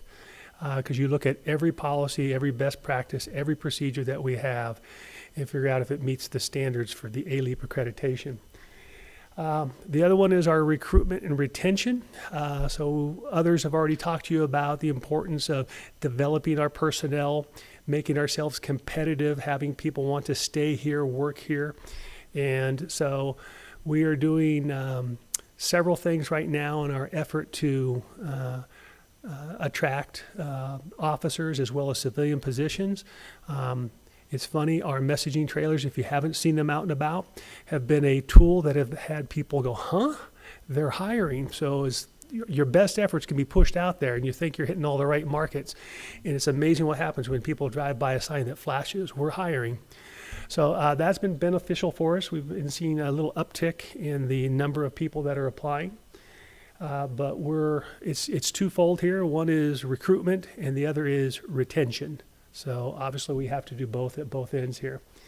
Our facility space, this is something significant for the police department, from our parking lot to the actual facility. So I'm looking forward to getting some reporting back on our facility space because we're pretty full. I'll leave it at that. Enhancing community policing is one of our top goals. When I was hired here, the expectation is that we sort of turn a corner, move forward, and we practice community policing in almost everything we do. So it's not a program, it's not a particular person, it is a full-fledged push and effort by all of our officers. They all have to buy into it, because your community policing effort could happen at 3 in the morning or 3 in the afternoon. So the idea is to have all of our officers and employees on board. Chief, just real quick, could you just explain what community policing is versus a different kind of policing? Yes, thank you. So community policing is our effort clearly to work with our residents, our community, in problem solving. So if somebody calls in and says there's vandalism at the park, somebody says there's speeding cars over here on this roadway, The idea is not just to apply one solution that we are thinking of as the police department, but to actually work with our community, our residents, and ask, how do you think it can be solved? Because often they come up with a solution that we hadn't thought of or sort of sometimes have forgotten about. And then they say, well, what about X or Y? So we bring them into that process of trying to help problem solve what can address it. So we do this with our businesses, and we do this with neighborhood problems as well. In fact, I've shrunk it down from community policing because we have the Sahuarita community, but we also have what some people refer to as North Rancho, and then South Rancho, and then Santo Tomas, and then Madera Highlands, and then Quail Creek, et cetera, et cetera. So we actually truncate this down, and I refer to it as NOP, neighborhood-oriented policing. Neighborhoods are somewhat different than larger areas. So you'll find my officers refer to them as NOP or NOP projects, where we actually will connect with the person calling in, telling us about the problem. Sometimes you'll see us out there putting warning stickers. So I would prefer education, just like Anna talked about. We'd rather educate you and have you comply with the law as opposed to actually enforce it. It's a whole lot cheaper, less expensive, and more people are happy more of the time. So community policing for us is a philosophy and a practice. It has to be two things. It can't just be a philosophy. You have to actually practice this. And we do this. And we're open. So when people tell us, you're doing good effort, but it's actually not working, you might want to try it this way. There's nothing wrong with trying something differently to see if it actually works more effectively and more efficiently. So I hope that answers it, boss. It did. Thank you. I would just add that if you listen carefully to what the chief was just saying, it really is about relationship building. It's about connecting with community. It's not so much focused just strictly on law enforcement as it is being a partner in the community to bring about greater safety, greater enhancement of quality of life. So thank you, Chief. Appreciate that. Sure. Now, part of that community policing is also tied into our VIPS program, VIPS. You'll hear us call them a VIP for short. So we take the acronym and even shorten it. But our volunteers and police services, our VIPs or a VIP, they are volunteers. They do administrative work. They do patrol work. They do fleet management work. So we're very appreciative of that. But those are people from our community. So from right here in Sahuarita. So I stay away from the SAVs out of Green Valley, and they stay out of our residence here for our VIPs. But we also work with the Arizona Rangers, and you've perhaps seen them at some of our different community events, another aspect of community policing. And so we utilize our Arizona Rangers as well as our VIPs. In fact, this year, I think it's actually it's getting decaled right now. We'll have one of our quasi-retired police cars now turned into one that'll say Sahuarita Police on the bottom, Arizona Rangers on top, because they come out and they give us numerous hours of assistance. And I think this is actually true community policing, where they will now have their Arizona Rangers on the side, but we send them out and they'll do 6 hours of traffic control for us, stuff like that. So we'll give them an air-conditioned car to get some rest in and stuff like that. So we're utilizing those. Another one is our Explorer program. So I think some of you may be aware that we're constituting that right now. We had, through the manager's report, Joshua Bear and Melina Carrizosa have been assigned to that. They'll be working with Sergeant Blevins to restart our Explorer program. COVID sort of knocked it down and knocked it out, but we're back pushing that forward.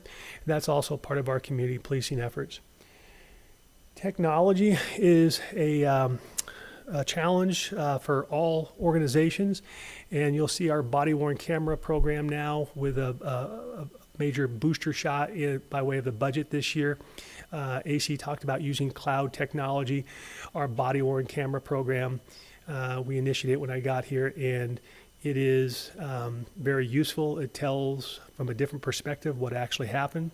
It reminds me frequently, don't rush to judgment. As bad as it may look, you look at it from a different angle, you go, that's not what I thought it was. But these are important for us because I think it actually tells the public we're willing to film ourselves, and you can obviously film us from the side, But it actually makes us, I think, better cops, better police department, better everything. Because we learn from it. When we see something, go, yeah, we probably could have said that better. We probably could have done this better. So it's helpful. It also helps tell a better story in the justice system as well.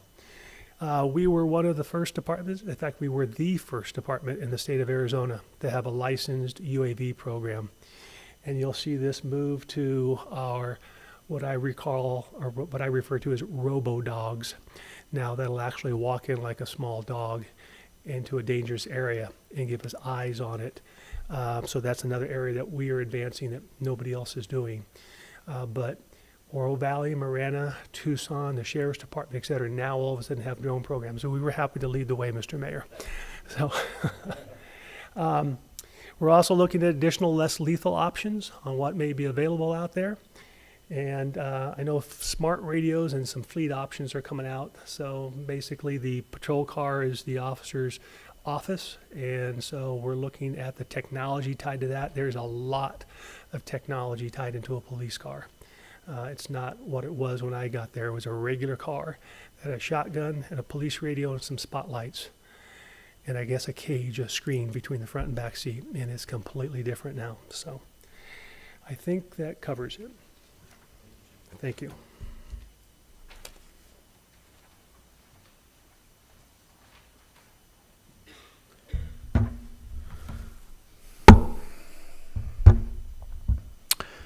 So I'm Shane Dilley, your town manager, and happy to present a little bit on the town manager's office.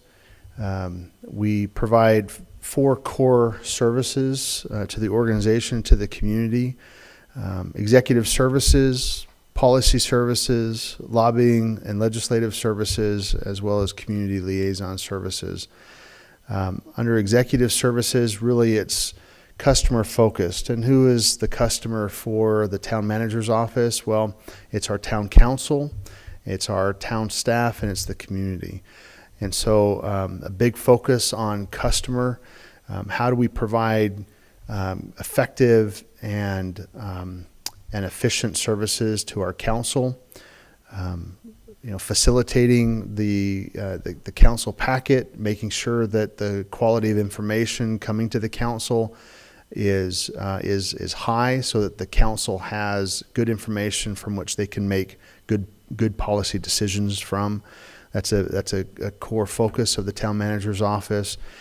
Working with our town leadership team, making sure that the team really is functioning as a team, that communication is fluid, it's open, that it's not restricted, that our team feels comfortable in engaging each other, identifying the good and the bad, being vulnerable with each other, and being able to grow and work and move forward as a team. That's really important to the town manager's office. And ensuring that all of the town services that are being provided are in line with the town council's policies and direction, and to do so in conformance with local laws, state laws, and federal laws. Policy services, unfortunately, rules have to be in place. So you need to know the rules. And if you don't have a rule for a current practice, you need to establish a rule. And the reason why you do that is so that you can ensure that there's consistency as you roll this out. If you don't have those policies in place, it's hard to make sure that you're going to be providing that service consistently and equitably across the board to all of the customers, whether it's the council, whether it's the organization, or whether it's the community that we're serving. So policies are really important. The creation of the budget is a major policy document for the town council. It takes a lot of effort, a lot of work, a lot of thought goes in, certainly a team effort.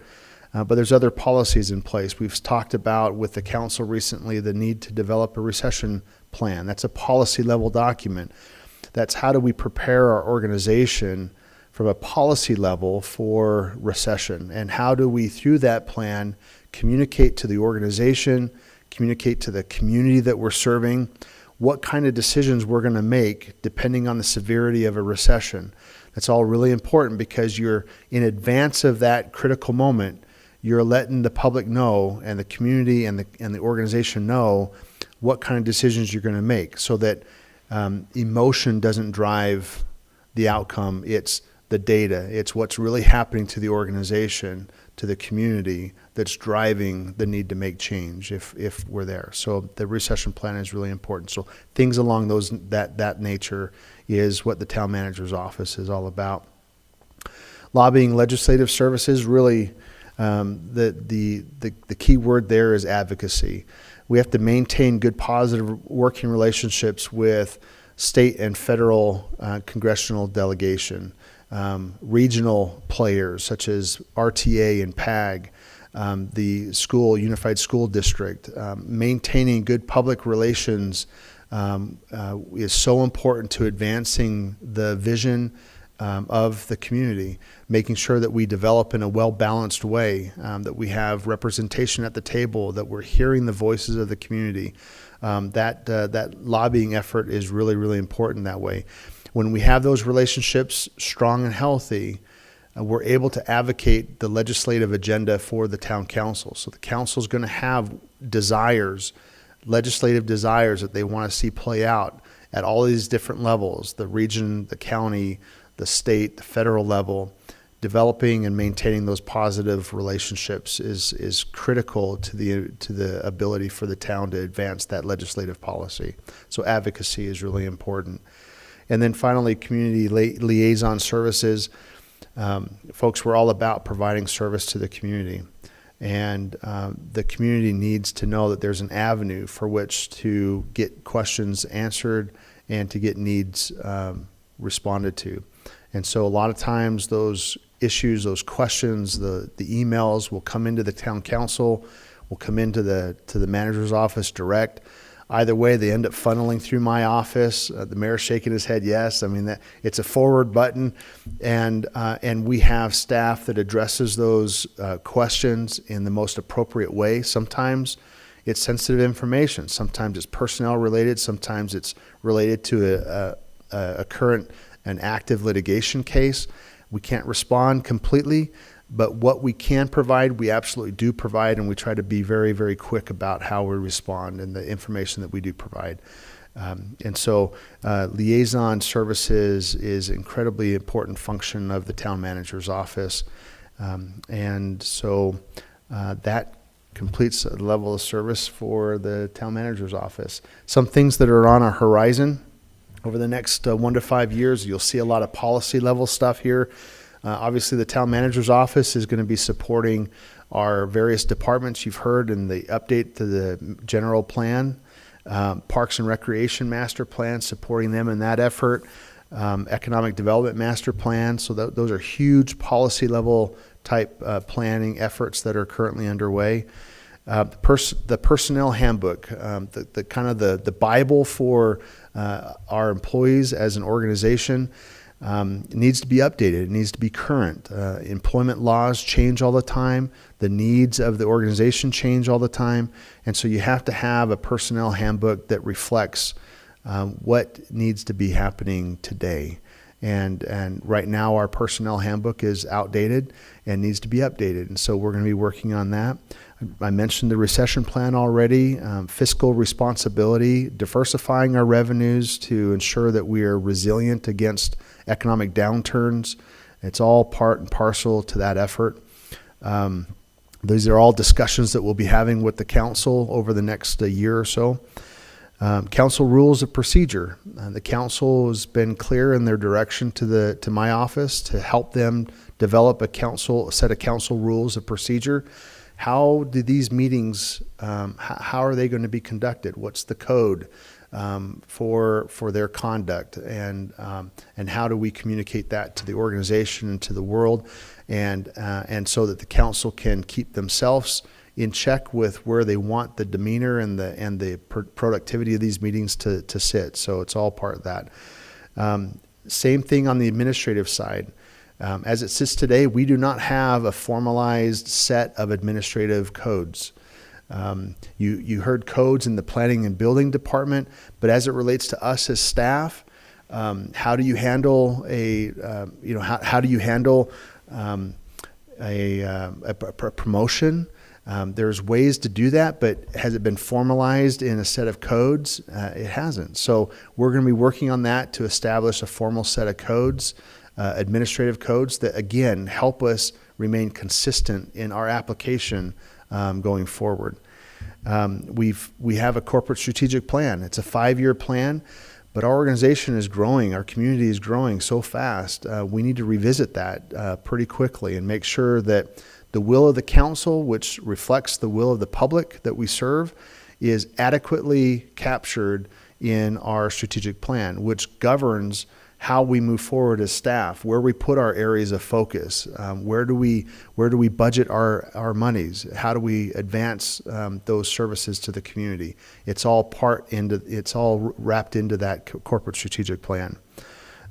Strengthening the alignment between the budget that council adopts and the strategic plan. It seems basic, but it's hard to do unless you actually take steps to do that. And so I believe that one of the things that I need to be working on as the town manager with our finance department, with our leadership team, and with our town council is creating a structure and a system where we can show an alignment between the budget dollars that the council approves for us to use and how those budget dollars are objectively moving the needle on the corporate strategic plan. And so that's something that I'd like to spend some time on.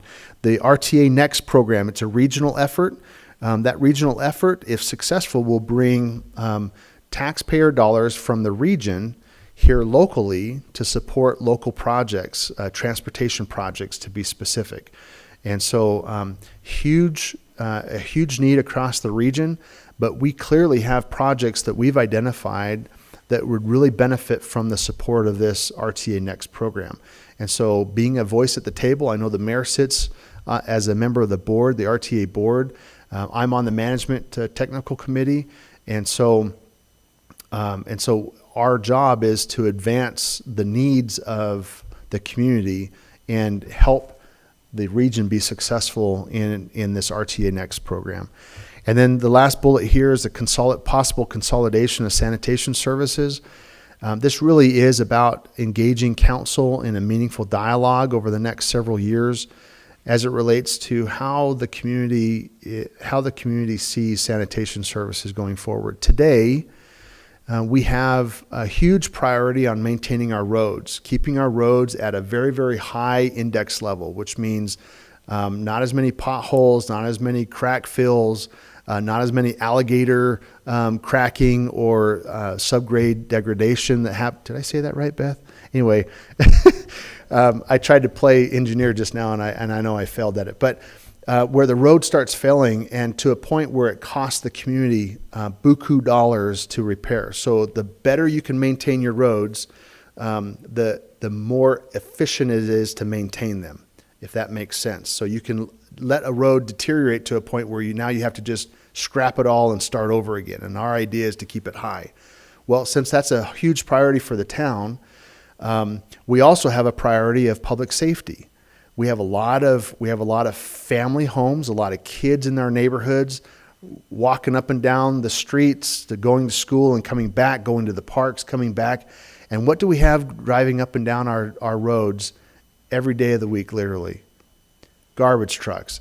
And we have it that way because it's all privatized and everybody can just pick whatever garbage service that they want, which means that on my road, I'll just use me as an example, I have literally 4 different garbage providers driving up and down my road to provide garbage service.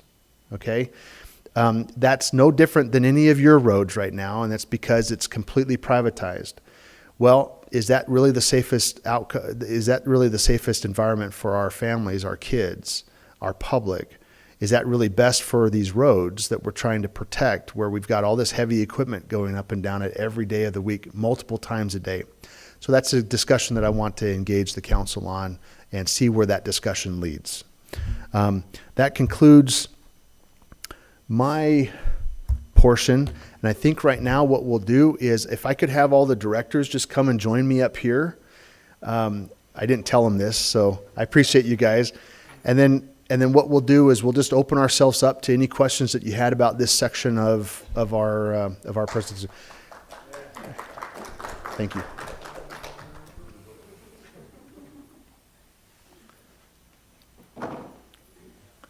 So why don't we just start, we'll start on this end.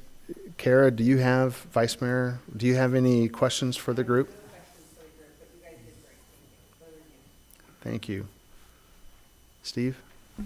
I just wanted to say you did great as well. Thank you. Thank you, Steve. Bill? Outstanding. I've got 100 questions. So I'm going to pass right now, and I'll go at the end because I don't want to take up all the people's time. But some of them even make sense. Okay. Hey, Bill, let me just put it this way, and this goes for all of you. If you have specific questions that you don't think were addressed tonight in the presentation or in this Q&A, please jot them down in an email to me, and we'll circulate that, and we'll try to get a response back that we'll provide to all of you. Okay? 100 being the maximum. Thank you. Diana? I'd like to know, can a council member be sued? Yeah. You want to take this one, AC? Sure. And Re- if yes, is there insurance needed? That, I will simplify a very complicated area. When a council member is sitting up there, they cannot, unless what they do is, to use lay terms, outrageously bad. But you have immunity sitting at the dais. Beyond that, you have what's called qualified immunity, which is some level of immunity. But again, if you attack somebody verbally for no cause, that's slander, and you're not protected from slander. You have insurance as long as you're acting within the scope of your work for the town. So if you're in a restaurant and you slug somebody, you're not covered. Does that answer your question? Dan, to touch on the embellishment we get in executive session, that would be That's another time you can get sued. Yes, that's right. You can also be sued for violating the open meeting law and violating the executive session. And there's fines for that. I just want to say thank you for your time. It was very informative, and I appreciate it. Thank you. Thank you, Teddy. Laura? I did have some questions. Lisa, when you're talking about your major projects, you mentioned town-wide training. What is the training going to be for? The town-wide training that I'd like to implement within the next 5 years is for records management. So everyone within the town has some type of records management responsibility, and we just want to make sure that we're maintaining the records that we need to maintain and getting rid of things that we don't need to keep. Laura, those requirements come down from the state. So the state mandates records retention requirements that we have to that we're obligated to pursue. I think it's a really great opportunity for the town to do that training. Dan, you mentioned about there weren't qualified candidates for town attorney when you were wanting to step down before. What qualifications does someone have to have? I don't remember what we advertised then. I'm still not certain what we...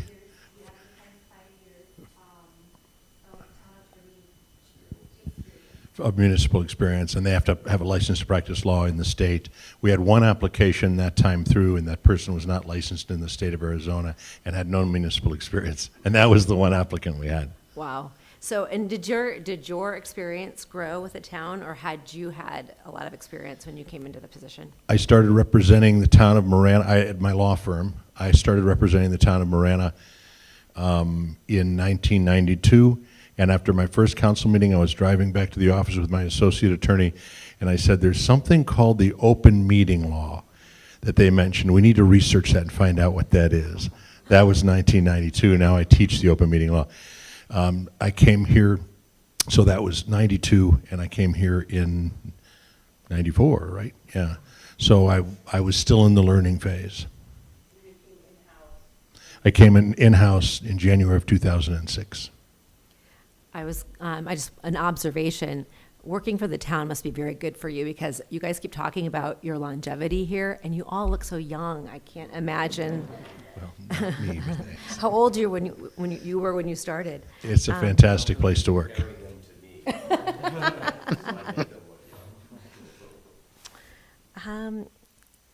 I won't take any more time. I'll send an email, but thank you. It was really informative. I appreciate it. Thank you, Laura. I have questions every day, but I'll leave them. Please, not to hear everybody did a wonderful job. Appreciate you being here, ladies, supporting this effort. This lot of sense. I wanted to say, Lisa, you earned the prize because I did learn something from your game. I did not know until tonight that we regulate bingo. I knew that, but I was gonna ask when our next bingo night is going to be. I never knew that, so I learned something, Lisa. Thanks for adding that little note. All right. Well, hey, thank you very much for participating. If there's a little yum that you want to take with you, have at it. But that concludes our orientation for you tonight. Thank you.